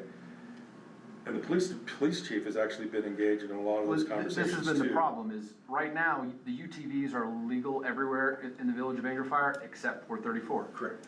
So you can come Are down. you talking, don't they have to be licensed? Well, there's two licenses they have to have. Correct. Plus, there's a set of rules that they have to have. If you're under age 21, you gotta have a helmet and glasses. You gotta have insurance. You've gotta have an on-road, off-road, and an on-road, on-highway, off-highway. So you've gotta have those two. One of them is a permanent one that goes with the vehicle as long as you own it, and the other one is issued Yeah. annually. Correct. And, the other thing that we talked about at one point was, because all the people coming into these vacation rentals, they don't have all those. Correct. Have a sticker that is issued by the village for a temporary permit for a 5-day, 7-day, 30-day. And that kind of fell off to the side, but whenever we were talking about it, that's what we, Well, two things. We did the application initially to allow it's an OHV zone essentially is what it is, just like what Red River has. Yeah, But understand, it's a different DOT district than Red River. Our DOT district is 4, I believe, which is out of Las Vegas. So we had to make the applications down there, and we hit the stone wall of, no, we're not gonna do that. Well, Red River did it, why can't we do it? So then we did the traffic study, because that was what was required to keep the ball moving towards the traffic study. And I don't know whose desk it's on now, but the intention was, we're in a weird spot, because we've told people, again, to the chairman's point, if you register, tag, do all these things right, yes, you can come down from the place you rented or you own, go to Lowe's, take your groceries, go back. What we wanted people to be able to do was to continue on to the post office and the trash. Right. The other most common spots that tourists have to visit when they're in town. So, as far as this council is concerned, it was full steam ahead, keep moving forward. You're the only person so far I've heard about who's like, we don't want this, now we've heard the noise complaints. I just think it's something that instead of people ramming down your throats, it should be put out. That should be something that everybody has a little bit of a say so. Because I know in Red River, they had months of meetings and talking to people about opening up, Main Street, which has been horrible up there for them. I think if you talk to anybody, it's been a nightmare opening up the downtown Main Street. People with ATVs love it, but anybody with a business or a home, and I've just seen it happen in so many places. They did it in Silverton, Let me ask you this. Colorado. there was one here. Yeah. And there was a full committee deal on it, and the residents were allowed to come in and speak their piece, and we didn't have anybody. The only critique we had is, do they have to follow the same laws we do? 25 miles an hour? Yep, it's, the village ordinance is 25 miles an hour unless otherwise posted. That's it, that's the way it reads. So they have to do that, they can't be racing around and going off property, they have to have these 15 different things, the license, the insurance, the restoration, and all this good stuff, which, is. Is there anywhere that those get, I mean, like, when I worked up in Red River, you had to come into the visitor center, and we had a kiosk there that you could get your license, your $50 license, whatever it was, for the town of Red River, that you had to pay for your licensing, where it was, at least there's some controlled, Right.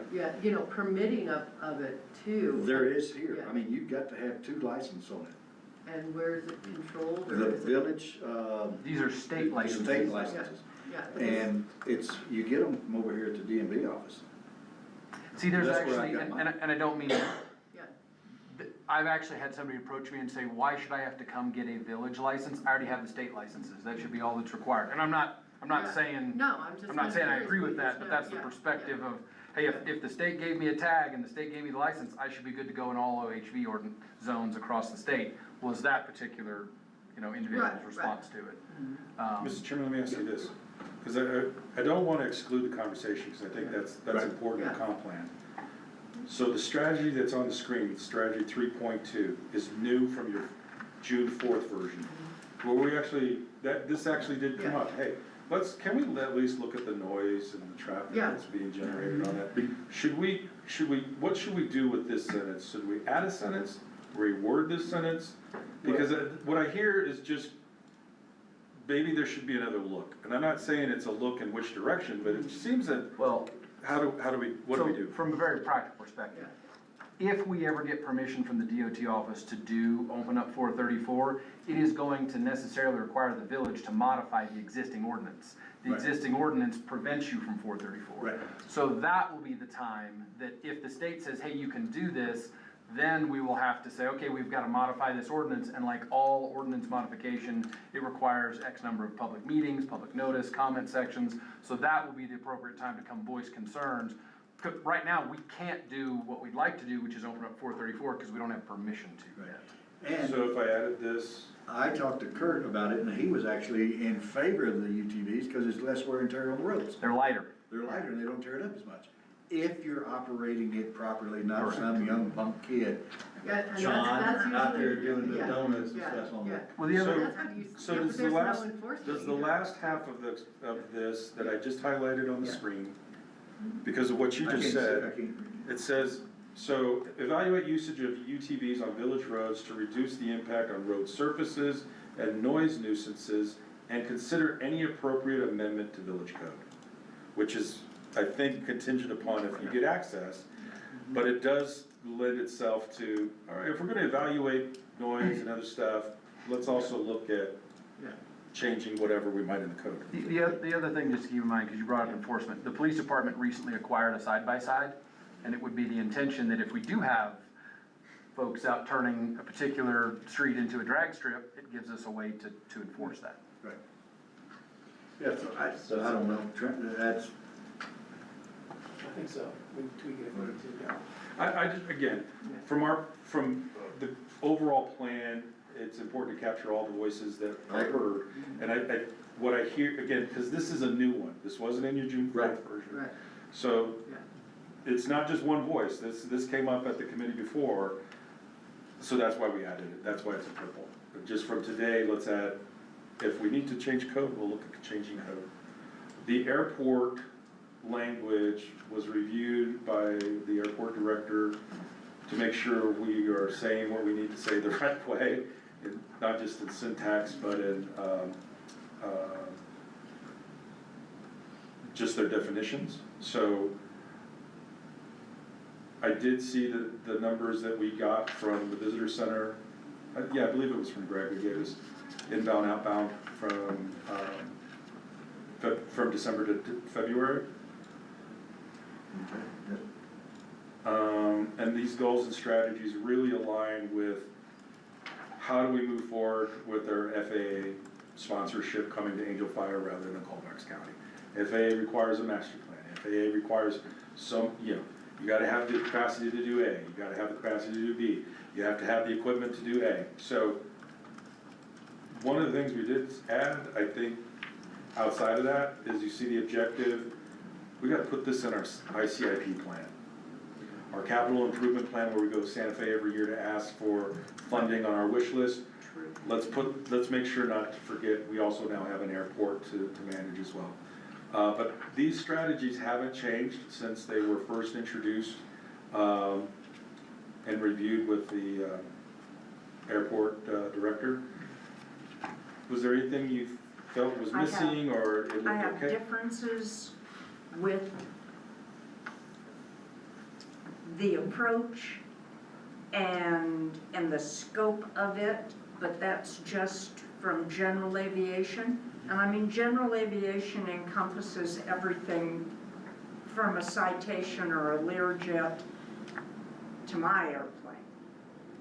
And I just, it is what it is. It's all aimed at advanced air. It's all aimed at that kind of air traffic, and that's not. Okay. what keeps this airport going.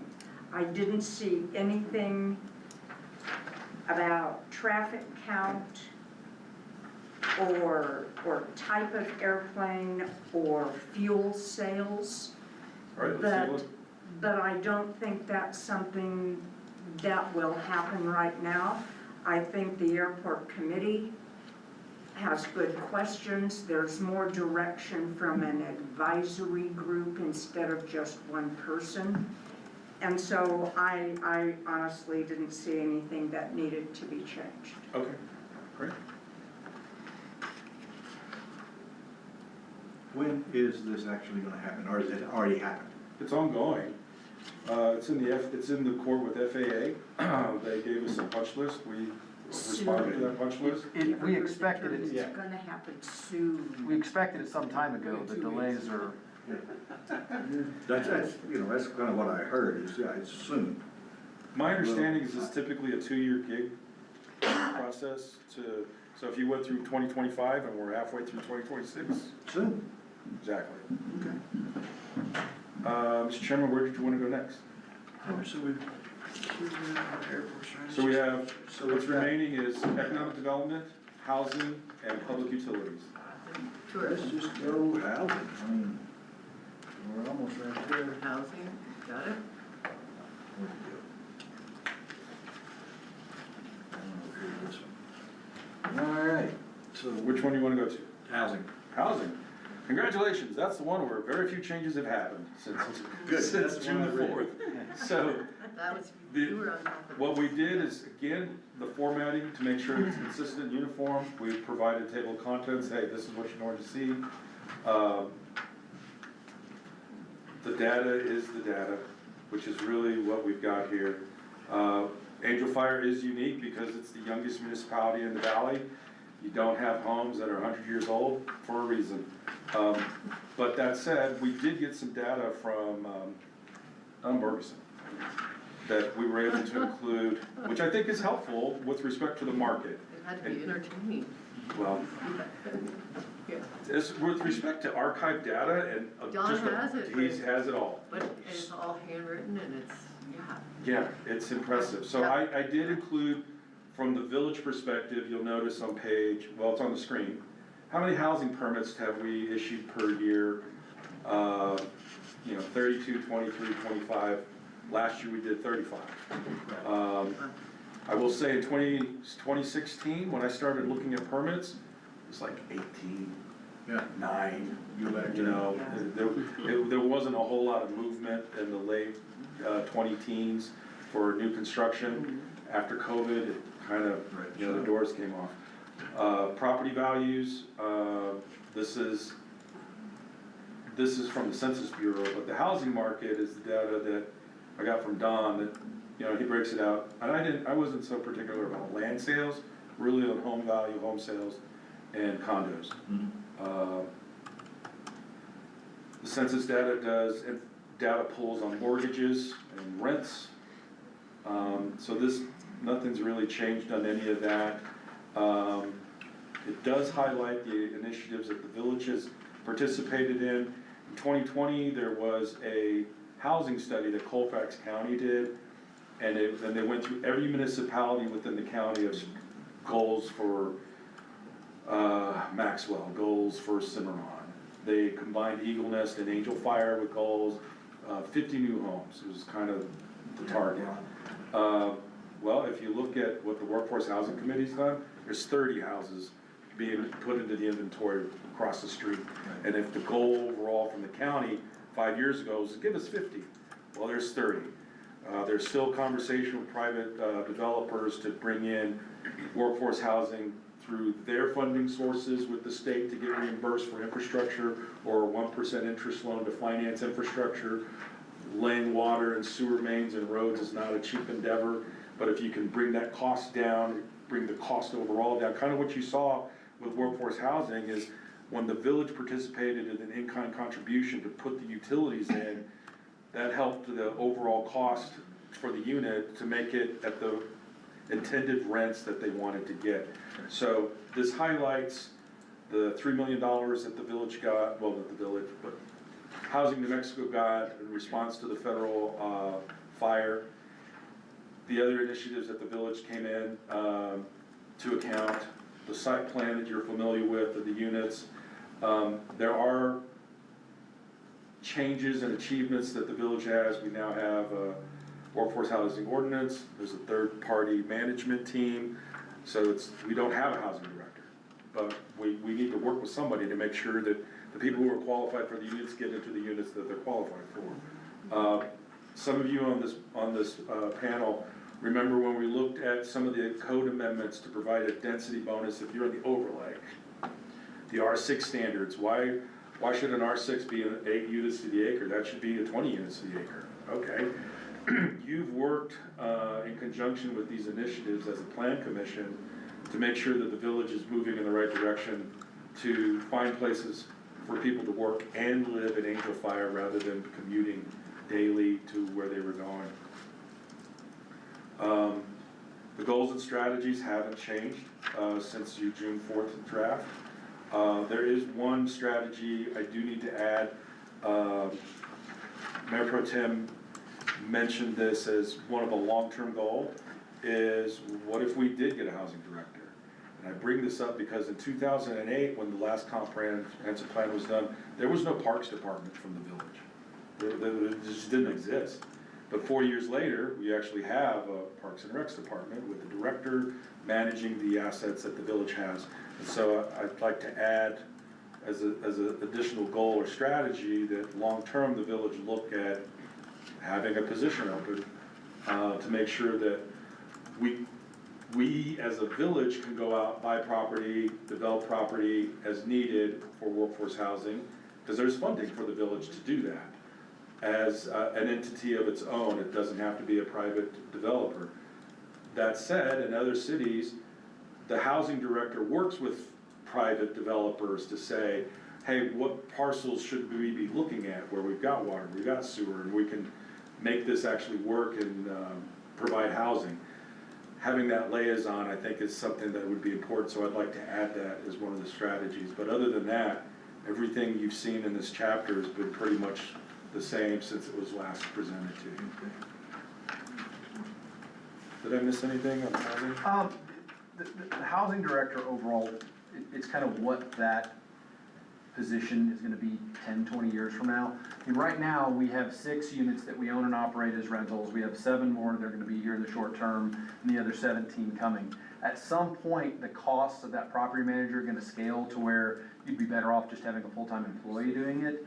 Additionally, as Santos mentioned, integrating with private developers, because a lot of their projects are gonna look something like they get a donation of some type of infrastructure from the village, and they're gonna set aside some percentage of their on-site units to be workforce housing. Well, how does that get managed? How do they get into the pool? And then there are also lots of requirements to qualify. You guys mentioned this earlier as you were going through numbers, but our biggest frustration is that the income levels are not down to the village level. It is Colfax County is what we are held to as far as income levels, and that is a constant back and forth. Just to give you some context, average AMI for Angel Fire is about double what it is in Colfax County. So when they come to you and they say, we want people making no more than X% of AMI, that can be a little tricky. Now, where I would be careful, and I mentioned this to Santos, is you could use like what Housing New Mexico does or what Santa Fe or Taos does to have a housing director and build up like a housing authority department internal to the village. The other way to do this would be what you've seen in like places in Colorado, where there are housing foundations basically that are in your Vales, your Brex, your Aspen, those places where the housing has been done into a nonprofit as opposed to a municipal entity. And I'm not saying there's a right way or the other, but we should be strategizing long-term, what does the overall governance and personnel need to look like to manage workforce housing over the next 10, 20 years, because we intend to keep pushing to build more of it. So making sure we're managing it the right way is all that we were trying to add in that section. Where does that intersect with like what Rocky's position was? I mean, are those 2 positions that could be, that are Because I mean, it seems like Rocky did a lot for workforce housing. Rocky did a lot for workforce housing, and I don't know if you know this or not, but Rocky's role is actually transitioning right now. So Rocky is stepping away from the project management that he's been doing, and is gonna move more to pure full-time grant writing. So that, I didn't even know that as we were having this conversation, but having a housing director will make even more sense if Rocky's gonna be doing less of it. Yeah, wouldn't that be, isn't that some of his business? I kind of felt like he was kind of that. Yes and yes.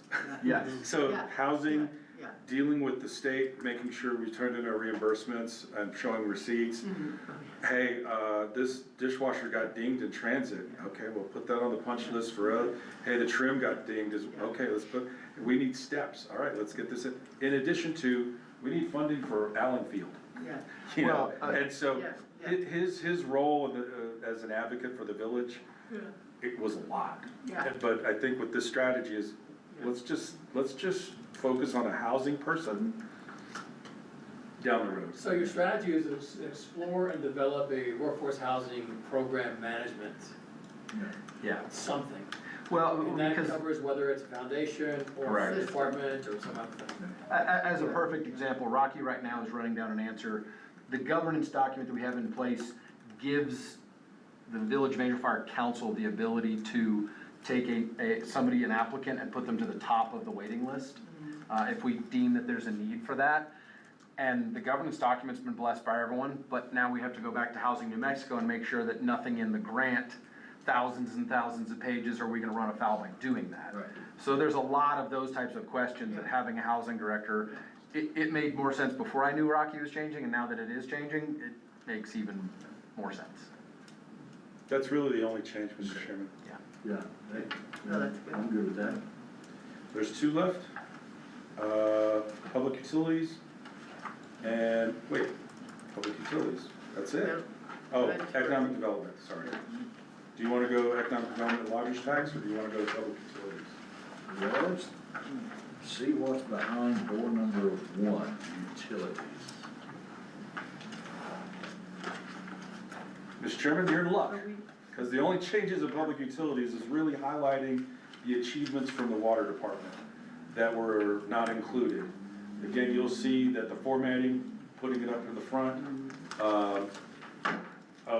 We did add a map of the previous lagoons, where they used to be here, right behind Village Hall, and where Station 1 is, Fire Station 1. We did add the language about solid waste. Everything's taken to Wagon Mound. Everything just goes to Wagon Mound. So we added that as a reference.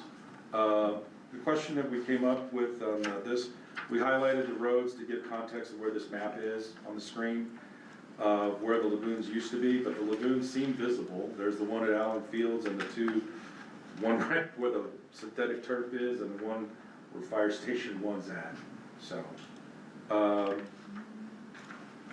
There was a study done in 2007 about a 20-year plan on taking a sewer main system into the greenbelts, extending some mains, and in 2007, that idea was an $8.3 million project. I don't know where it went. I can't find, outside of the extensions going to the big linking line with water and sewer, and the PID work, and the PIDs that were coming online, like behind your house, bringing water and sewer up San Andreas. I don't know where else this plan, where it went. We did talk a little bit more about the special levy and the PIDs to get those main extensions installed. We talked about, it was an ad, there was a reference in the 2008 plan, which came about after the transfer of the water treatment facility from back here to up to the terminus of Darrell Budgerman Road. It's 1 million gallons a day it has the capacity to serve. And there's always been this anecdotal, we're at 20 to 25%, but you know, sometimes during ski season we go up a little bit. Kurt, how much up is a little bit? Like 26%. You know, it's not, it goes up, but it's not 48%. So we expanded the percentage on that from 20 to 30%, just to give a little better context of just overall, the idea is it's under capacity. There's a lot of capacity left in the water treatment facility. We talked about Valley of the Utes. There's actually a sewer main in the road. Yep. You'll see the manholes in the street, Yes, there. and it just stops at Right down 4:30. at the bottom. Exactly. So, the idea that you'll see as one of the goals in the wastewater strategies is how do we extend this network out? How do we get more accounts connected and water treated? Because we actually get credit for water once it's treated and put back in. There's gonna be a strategy of how do we identify the older subdivisions, and oh, by the way, Valley of the Utes needs to be on that list. How do we bring all that together to expand that out? There was some clarity that needed to be provided on our sewer accounts. If you've got, like Valley of the Utes, has a sewer line in it, but there's no house on the property, or 434, you've got a sewer main in front of your property, but you haven't built anything yet, there's still an availability charge that goes to your property account. It changes over once you actually put a meter in, and now you're metered for your usage rather than just a flat rate per quarter. So that's what this shows, is the overall number of accounts that we have in the village by business or residential. And our water strategy goals, we didn't come up with an actual percentage to reduce septic properties in the village by 2032. But you look at strategy 1.1, let's try to extend this network out. We included Valley of the Utes in the older subdivisions by name. Those strategies are really the three that have been contemplated. We just need more in the network. We need more in the pipeline, Right. more accounts.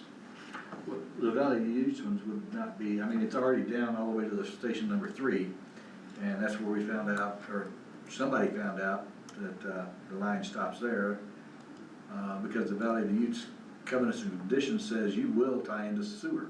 Correct.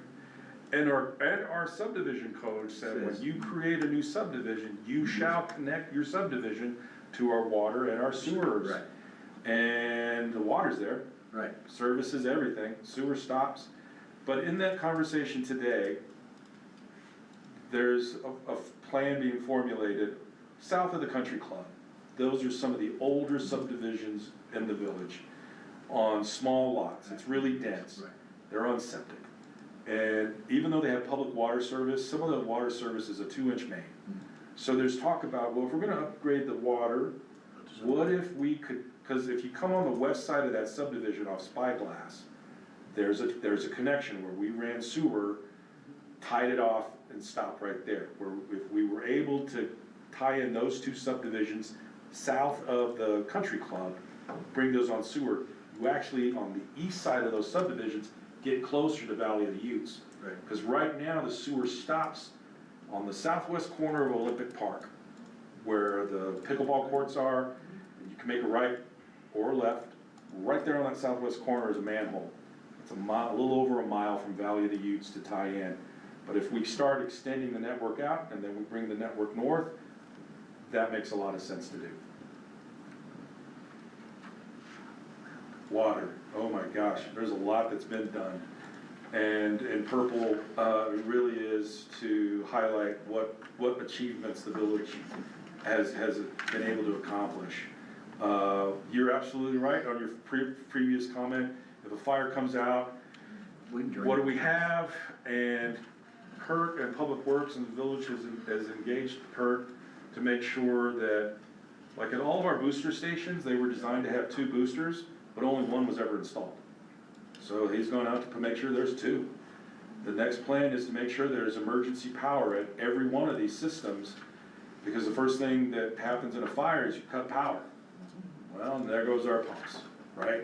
So if we have emergency backup power at all of these facilities, we can continue to operate and function. And it's not just about fire suppression, it's just service for the public. Right. So these are things that 5 years ago weren't even thought about.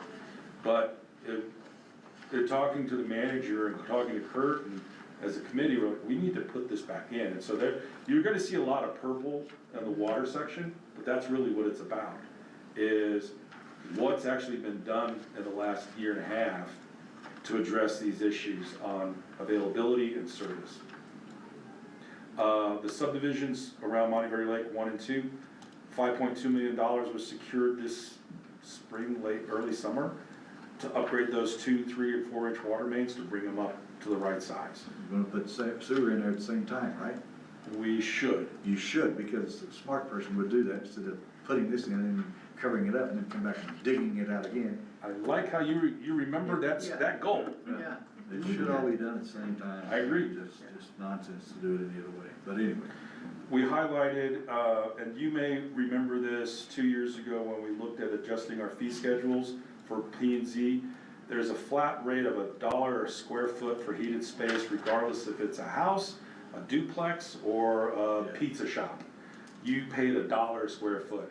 And we actually tiered that out. If it's a house, it's $1, but if it's commercial, it's $2.75. If it's multifamily, it's $2.50. And that money acquired through that fee is explicit for water rights. So it helps us to finance purchasing water rights, it helps us to finance some of the storage rights we're trying to put back in Eagle Nest Lake. But the wisdom of this committee and the council 2 years ago said, why is it everybody just a flat rate fee? That needed to come out. We also pointed out that it wasn't included in the previous version. There are no commercial agricultural rights in the village because we just don't have the water to do that. And I think some of you remember when the cannabis guys first showed up 4 years ago, they wanted to grow and manufacture, and we said, you can sell it, but you can't grow it. And don't worry, you can't grow alfalfa either, right? You just can't grow anything commercially in the village because we just don't have the water. We felt it was important to put that into. The water supply, oh my gosh. The village actually employed an aerial service to go out with sensors to look to the entire network of where there were water leaks that we couldn't find, but we know they're there, and they found them. The amount of water that has been saved over, from 2024 to 2025 was 300 acre feet alone. And you continue to see Public Works trying to make sure the efficiency is always being enhanced. So we've added that language to highlight those achievements that we just didn't include the last version because it was assumed, it wasn't put in. This is what you're really seeing. Is there still talk about getting credit for snowmaking? There is, that's still a long-term goal that It's a we're two-year- trying to acquire. It's a Yes. 2-year process with the 2 year. state. So we did put out a 2032 goal for, let's increase our water rights by 25%. How can we do that? Well, there's ongoing conversations of people who are willing to lease or sell. There's also conversations about storage rights on what we can get at Eagle Nest Lake. And also what was just discussed, some of these water credits that we aren't getting credit for right now. So we feel it's important to make sure this is always on the list. I agree. We've always got to be asking Are for they it. senior water rights or are they junior? Depends on who wants to provide it for lease or for sale. And that's part of our criteria is to make sure that it's usable water rights. It's not a junior right that we're waiting. If we can get a senior right, that'd be fantastic. I do think it's important. The most senior water rights in the entire Moreno Valley, right here in Angel Fire, from the Cienega Creek, from the 1800s. The first water shares ever declared came out of that creek. I believe it goes to the lake. So when they bought that 15,000 acre ranch and came with those water rights, those are the most senior water rights in the valley. But we don't have a lot of them still. So the water strategies, all those remain the same. The water efficiency strategies, you're looking at adding hydrants, and you actually have the fire chief looking at every hydrant has been geocoded, putting it into a map, so we can see gaps. We can see where a hydrant needs to be replaced or maintained different. I think that we're all trying to get to the same spot of making sure there's a lot more efficiencies in our system. Solid waste, there have been no changes with the exception of references and this isn't since your June 4th version, but prior to the June 4th, is what did we recycle, and what do we recycle, and when did we stop recycling? But the goals still remain the same, and the strategy. And that's solid waste. Did you want to add anything on water or wastewater? No, you got it. Because I think that's one of our most important, in my humble but correct opinion, that's our biggest thing is water. It's huge to find out that we didn't make this number up. The state engineer told us, you save 300 acre feet. That's amazing.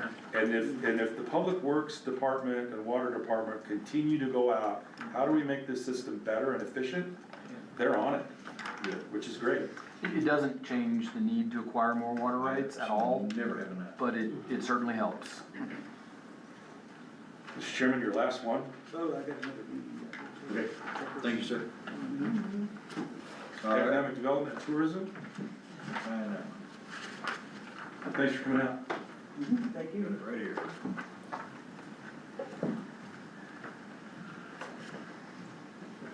All right, so we lumped those, economic development and tourism. We did. Again, we just changed, make sure the formatting is correct.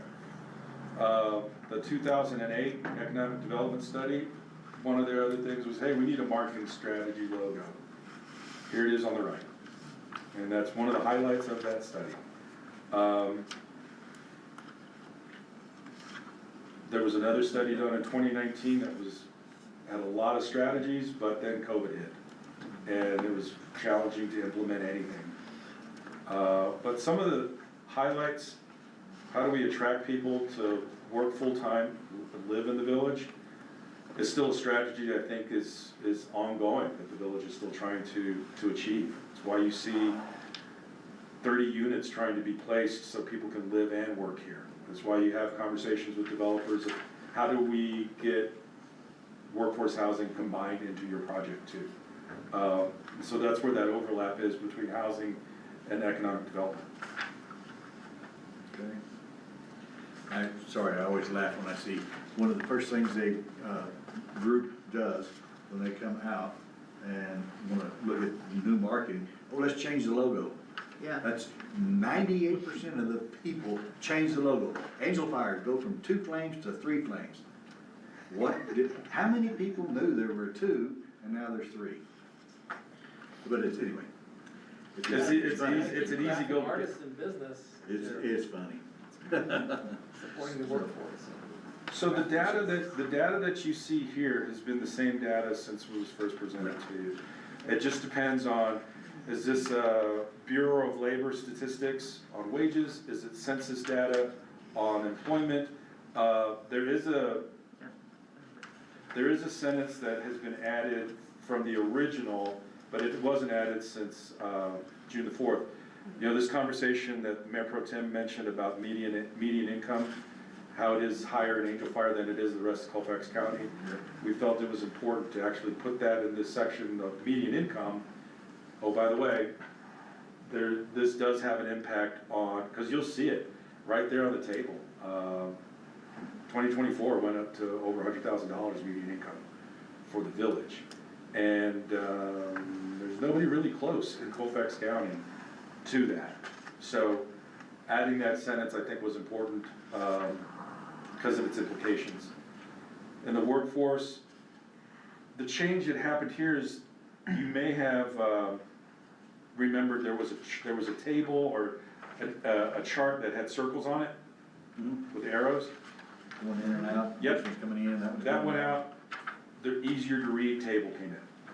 So that's, the data is the same, it's just there were 2 format options. This format option with the table is better to read. The employment sectors, there was an anomaly, and one of the comp plan members pointed out, like in 2010, it said there were 151 health professionals in the village, and then in 2015 there were like 4. So there was a reference to it, and that just seemed to be, that's just an anomaly. So we took that out and just said, hey, for example, if you just notice the trends, finance and insurance sector went from 9 to 14, and now it's 0. the idea is, everything seems to be fluctuating, and then we highlight the trends since 2015 and 2020. Like, in the construction industry, there's a 55% increase, in manufacturing, a 500% increase. That may be one person, you know, Double Black, you know, and companies like Double Black. Administrative support, 155% increase. But the point is, 15 years ago, this looked completely different from where we are today. Absolutely. The earnings of people in the village, and where they live, I think is important, because you'll see who earns over $3,300 a month that works and lives in Angel Fire, or who lives in Angel Fire but works. $300 a month? 3,333. $3,333 a month. You said $330 a month, but anyway, go ahead, sorry, I was like, huh? That means it's time for another Dr. Pepper. All right, so, But you'll notice the high income wage earners, how many work and live in Angel Fire? How many live in Angel Fire but work somewhere else? Mhm. That's what this table is really highlighting. And it goes to some of the strategies. How do we flip some of these numbers around where we need to flip to make sure that they're living and working in Angel Fire? The unemployment numbers are just at a county level. They're not a village level. Gross receipts, where do we get it? What is our rate? It's not the highest in Colfax County, that's actually Raton. And how much have we collected? The finance department shows a trend a little over 6 million since 2024. I don't know what the 2026 numbers are, but the fiscal year closes today. okay. Lodger's tax, you'll see, since COVID, that number continues to climb. In 2020, it was just a little over $300,000. 2026, again, that's a partial number, because that's only from July 1st to the end of March. Okay. It's not the full year, but $735,000. It's still over twice of where we were in 2020. The tourism industry numbers are at a county level and at a state level, but I think it's important where you can kind of infer some trends within Colfax County and the employment sector in Angel Fire and how that impact is being felt. Again, we took the economic development goals and just put that under the economic development section. This hasn't really changed since you've seen them. How do we get more visit days to generate more GRT and lodger's tax? How do we increase the number of events and the strategies to do that? How do we look at the amenities within the village to attract people or enhance the amenities we have now to provide more programming? And then the third goal talked about, in that last table, of people who are earning over $3,000 a month but don't live here. How do we attract them to live and work in Angel Fire? How do we do it by seasons? How do we do permanent full-time employees, seasonal gap employees? And these are strategies that were listed in the 2019 Economic Development Study. So that's where this was formulated.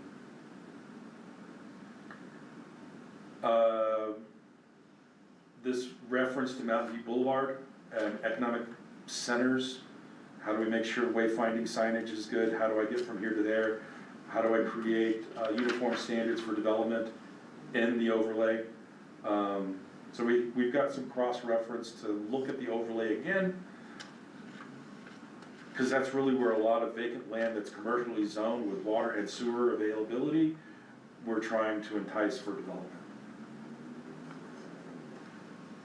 Any thoughts or questions on that section? The last section that you have is tourism. The text in the narrative has not changed since your previous versions. Again, the Angel Fire Resort section mirrors the recreational listings that we saw in the recreational and trails.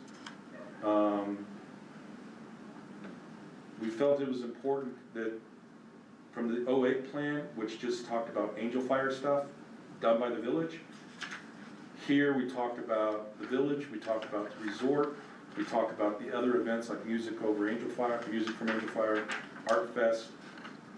We go into short-term rentals. I think it's important to note, prior to COVID or right after COVID or during COVID, the state of New Mexico exempted short-term rentals with 3 or fewer bedrooms from requiring lodger's tax. That got changed, and so you see 2 things happen. You'll see the number of the trend in lodger's tax collections going up, because not only did the universe of short-term rentals expand, now we can start assessing 1 efficiency condos, 2-bedroom condos and homes where we couldn't assess that before. That's now in the mix.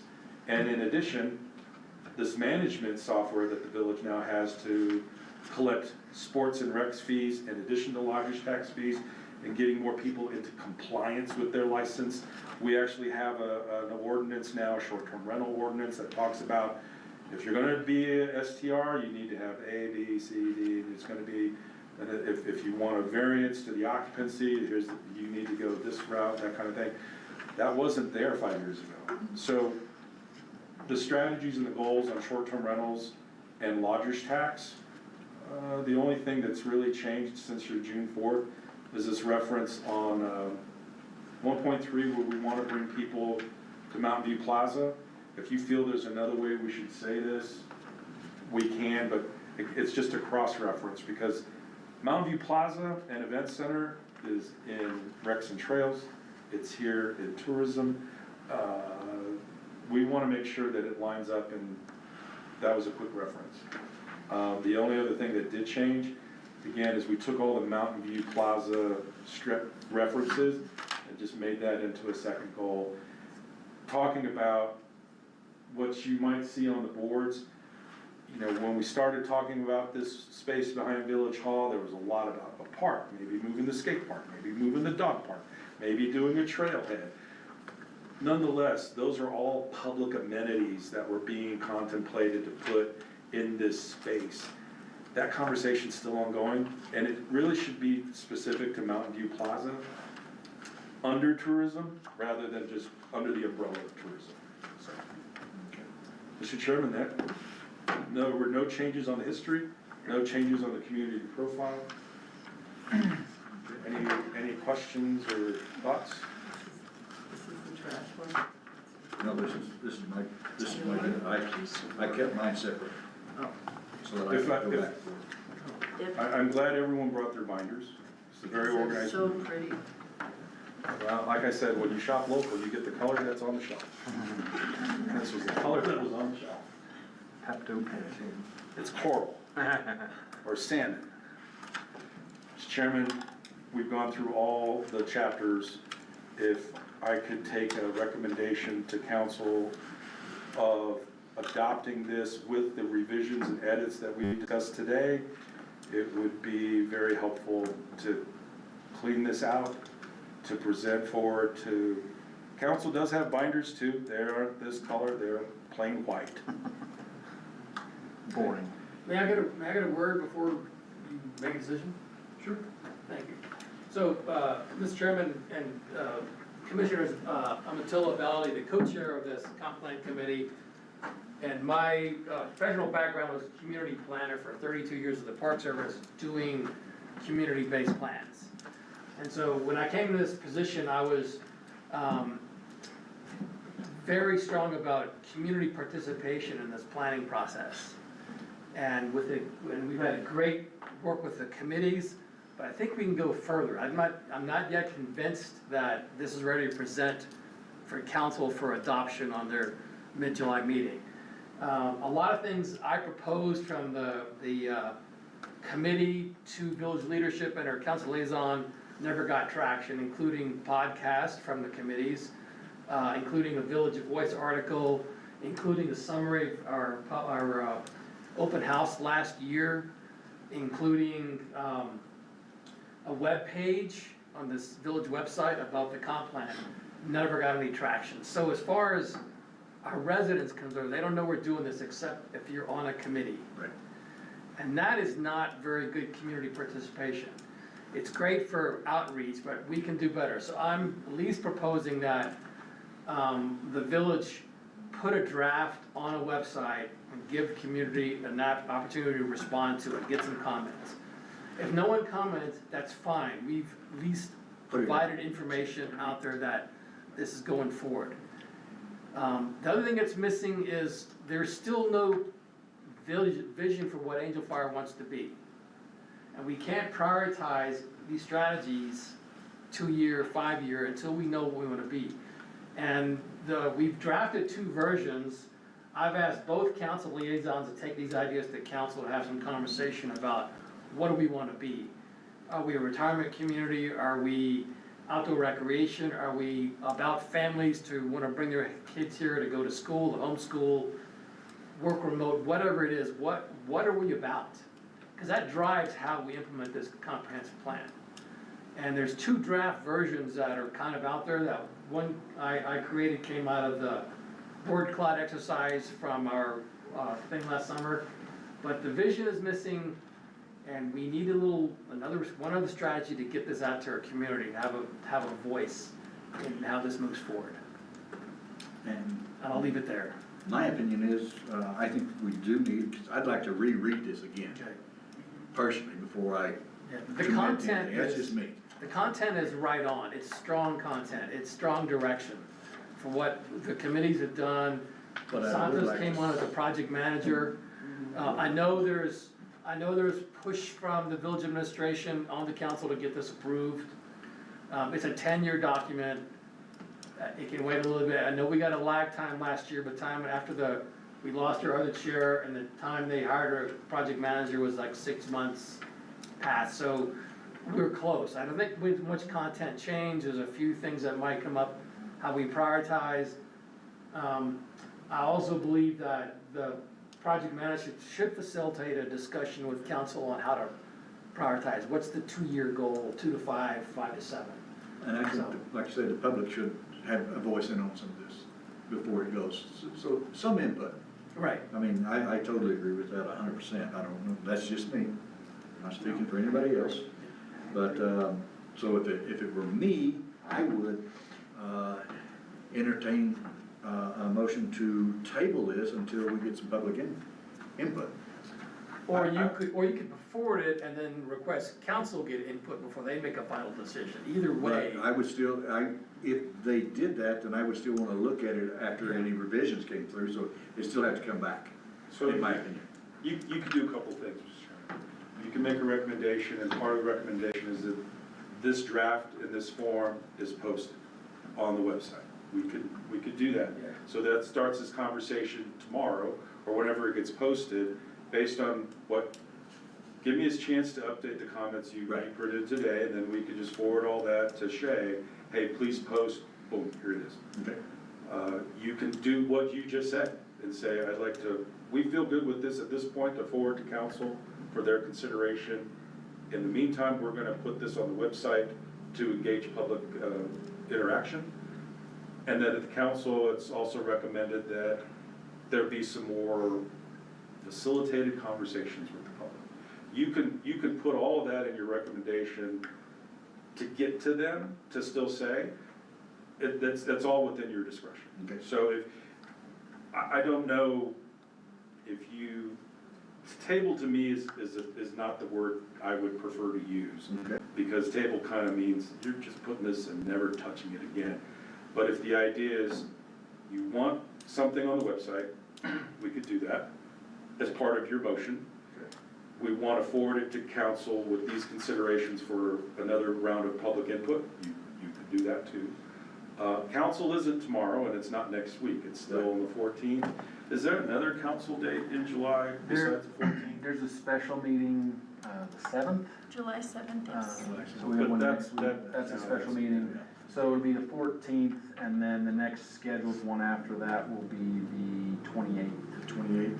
So you could take a recommendation to council, and you could even say, don't do it on the 14th, but do it on, or we could even back it up. It's not schedule it for the 14th, but schedule it for the 28th. So now there's another window of if we're gonna do 2 weeks on the website for folks to feedback, address it at the council on the 14th, see what other comments they have, but not take final action until the 28th. That's also something that could be considered as well. So I just wanna let you know there are some variables that you could put in, that could still be initiated to get something moved forward. Yeah. And then I one understand thing, everybody will- the last thing I would add, Mr. Chairman, I don't want to cut you off, is you actually have the Mayor Pro Tem here as well. So if there's questions you want to direct as a council liaison, I think that's fair to do. Yeah, I would like to, like I say, just, because we looked at this and now we've got this and we've got another document. Although you went through the explanations, I'd like to understand it a little better. The way I understand it better is read it by myself. But I'd also like to have the public's comments on it, see if they've got anything they say, or anything they would like. So that would be, the biggest thing for me is, let's get it out there and see what the public says, and add those comments to this document, and then see what it looks like to present a good, clean recommendation to council for their consideration and approval. What was driving the mid-July? You mentioned that was there some date out there? Village manager, But there wasn't like a deadline? there's not. The original deadline was January. Okay, I just wanna make sure there wasn't some other, No, there's no funding deadline or anything tied to that, it was just like, I think Manager Weir is getting pressure from the mayor and others to wrap this thing up. wrap it up. And, I mean, I like Rightly the so. concept of putting it all together, but I would like we're supposed to be serving the public, so let's have the public give us some information, some context on it, and that's, For sure. that's the way I think we should do it. Are we gonna be work sessions scheduled in July? If we wanted to post it on the website and have There it you come up go. at a work session? We can add one, there's not one right now. Okay. So if we had a work session between now and the 28th, instead of taking this on the 14th, take it on the 28th? Is that, or what does the 28th look like? Right, open, I don't know that I have any particular things that I've seen on the 28th agenda. Haven't seen anything yet. So, just my perspective, I think from April to the end of June, it's all budget. Yep, And bars, and Right. getting it to Santa Fe, so you can start your fiscal year July 1. yep. So I think July, by default, is kind of slower, because the big lift of getting your budget out and approved has been done. So if the idea was to forward something to council for a workshop session for consideration at the end of July, that gives us the whole month to kind of do what you're asking. But it's not at this level. It's now on the burden of the council to get these scheduled so that there's a vote with more input on that level. Because this actually works like your conditional use permits or your zoning applications. You make a recommendation, and it still goes on to council. Right. And people can give input, just like anything else, at that level too. Yeah, So- I would just like to see it again before, I would like to see the public see it and us as a body here to see it one more time so that we can say, yes, the public has, we have, and we all can see, let's present it to council with this approval. That's just my opinion. I don't know how anybody else feels. I like that, And I do. so what you would wanna recommend is to put it out for public, put it on the public website and public comment for 2 weeks, And then it come back to us okay? with any comments. Do we have And then cover- a P and Z meeting scheduled? That was gonna be my question. But we can schedule another P and Z meeting. That's not that hard of a deal. I mean, we tried to get 2 of them so that we didn't have one over July 4th, and so Right. we can schedule another P and Z meeting, the 15th, the 18th, whatever it might be, after giving it the public 14 days, whatever it might be, 20 days, to look at this, and then, people may not even look at it, because, But at just least in our own They have committee. the opportunity. Right, that's the whole deal. Yeah. Give them the opportunity to have a voice, because this is for them. No, I totally agree. And And so, having another look is not, that's never a bad thing. Right. I will say though, you do also, you mentioned this, there's a lot of active committees that really makes Angel, this whole process has been different because you don't have that. In like Taos County, when they did their comp plan, it was a comp plan committee and that was That was really it. Right, But here, you've got so many committees taking these chapters, I agree. giving us feedback, I think that's been helpful. When is your next meeting? So, Not your next one, no, but the 20 what? 14th and 28th 28th. are gonna be council meetings, and I guess two things, I fully support the idea of putting on the website.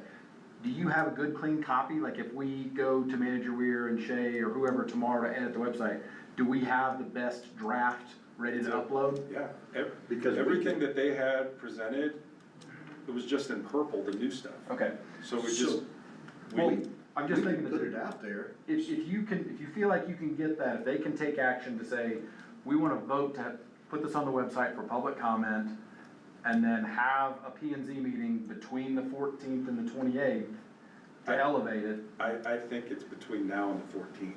Because we could have public comment, and get that done, and we can have a meeting, yours is the 28th, we can meet, again on Thursday, the 23rd. And that would give us time, because then you could get the corrected version and the comments, all that put together then we could have time to look at it again with that in line, and then do it. I would, my preference is if you meet on the 23rd, they meet on the 24th. No, they're 28th, Oh, so there's plenty of time. so there's a 5-day window, so the 28th is a Tuesday, 23rd is a Thursday? Correct. Uh-huh. So that would give us, then, So- the public comments could come back and be done by the 20th. You could get us revised their comments to us, and then we could have from the 20th, the 21st to the 23rd to look through our stuff, and then come back and say, yep, we like this, and we would like to support this, and It really comes up to you to help provide buffer as to why there's another step, that's all. Well, I mean, and again, we welcome the public comment, we certainly do. I'm gonna tease poor Jackie over here, she's the public that shows up to most of our meetings. Right, she does, and I get a report. Yes, I am. And that's great, we love it. We just, I think our struggle is, and it's all of the committees, the dark sky, workforce housing, we're looking for that input, but trying to wrangle your hands to get I totally 10 agree. people to come in and say, hey, tell me what you think about this is the hard part. I think the website is the right way to go with it. Make sure we at least note on Facebook that we published it there, but we don't want the Facebook comments, we want the comments Come to, coming They have to through come into an the. official channel, Yes. and Right. then we have to respond to those comments, and they should actually be listed in the back of the plan that says, so-and-so Right. commented about this, and say, well, that's a great idea, you can find it here, or we ruled it out because of this. right. That And says then, we're listening to the public. I don't wanna be pessimistic, but my gut tells me we're gonna get a small number of I comments. totally agree. So I would just be prepared that small number of comments, we're good on the 23rd, good on the So you 28th. could do Right. 10 days, maybe you could say a free ban fireworks if you respond in 3 days. But you could do 10 days, and that gives us time to review anything that came in. Make Sure. sure, With the All day holiday, you're weekend, not but- gonna get any comments. make sure Lieutenant Strickland knows about any illicit fireworks might have come. Yeah, but I agree, I think if we could make a motion to put this on the, So to the, publish the document for, the residents' review, and then come back to us for consideration, and we'll vote on it on the 23rd. let's do two things. So I think what you want to say in your motion is this be posted on the website for no less than 10 days. Okay. Okay. Posted. That the full draft be posted on the village website for public viewing for no less than 10 days. And that to hold this under advisement until July 23rd at, give me a time, 3 o'clock. Wait, real quick, on July 23rd, Rec and Trails is meeting that day and time, At 3 o'clock? at 3 o'clock. So we can That's do because earlier, or the 22nd is available at 3. I'm good on the 22nd. Bruce? I'm good on the 22nd. Okay, we can do it the 22nd at 3 Okay, o'clock. at 3 Okay, o'clock. so the full draft is, to be posted, sorry, no, this is to just. be posted on the public website for no less than 10 days, right? And that we hold this under advisement until July 22nd 22nd at 3 o'clock. at 3 o'clock. When you post it, do you have an email address you want it to go to? Advisement. Comments? So there's one or two ways I'd recommend. We Okay. either, like all the other stuff, goes to the village clerk, right? Okay, And the village clerk Cause like the RV case, you, Right. CDP, our public notice said, if you have questions, contact the village clerk. And there was somebody who wanted to make sure that they could get the link, so they could watch the video, right? I would So- just make sure that the email address that she prefers is there, so she can, because she's gonna sort it all and then forward it back to you and to this committee, whatever comments we do get, right? Now, we're not expecting her to digest the comments, just route them. Just to Yeah, organize it. And I agree. But the only, that's one option.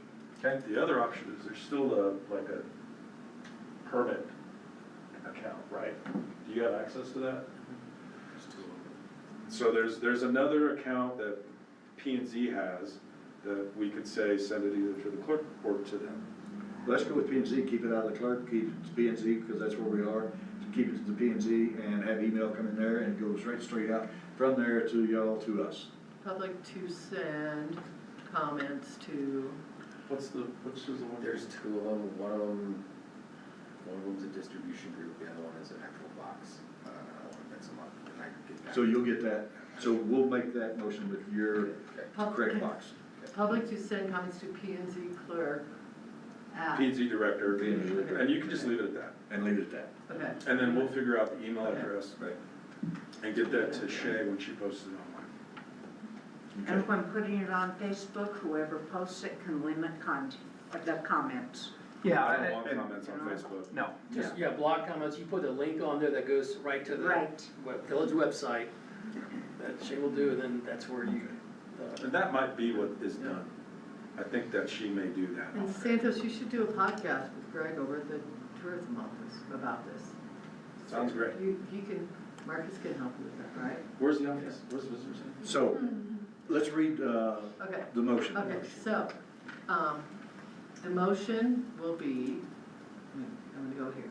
This is my vote, because I've been writing every motion down. Motion will be, to publish for the residents, the full draft to be published for residents on the public website for no less than 10 days. We'll hold this under advisement until the P and Z meeting on July 22nd at 3 p.m. So that captures everything I think Is that you good? all were trying to do. I kind of agree with Mayor Pro Tem. We're gonna put it out there. Right, if we get 8 comments and then. that's great. But if we only get one great thing out of it, That's- great, it was that's worth it. Exactly, Yeah. that's the whole, you had the opportunity, Mm-hmm. so. if nothing else, people know it's out there, Right. otherwise they wouldn't have known it's out there. So I'll entertain a motion for that motion. So I need somebody to first and second it. Also move. So we got a first, Second. Bruce second, all in favor, say aye. Aye. Aye. Motion carries. That Mr. Chairman, thank you for your time. I know taking a chapter to read on your own is But not, this was good. I'm glad it was good reading. I thought that was really good. Very good. I think the work from the comp plan committee and all the other committees trying to get this together into one form was easier to do with so many people participating rather than a lot of series of interviews and interactions, one-on-ones, because it was just that interface. Right. So, thank you for your, I think for it was good. your time to get this commitment done. I'm glad all your members were here today to participate at one point. At some point, I think that was beneficial, and your own experiences in the village, whether it be with public utilities, with fire department, with the airport, with lodger's tax, I think all of that is kind of what is being breathed into this plan, is where we've been getting those conversations on the committee levels. That it's not just I wish it was this way. No, we actually have really good input from everybody to get this draft to you. Thank you for all that you do to get this ready. And I want to say thanks to y'all for getting it all combined into segments where we can try to look at it and see what's going on. With that, I'll entertain, yes, Make a sir. motion Yes, to adjourn? I was gonna entertain that motion. I'll second it. All in favor, say bye. Aye. Bye. Bye. Second.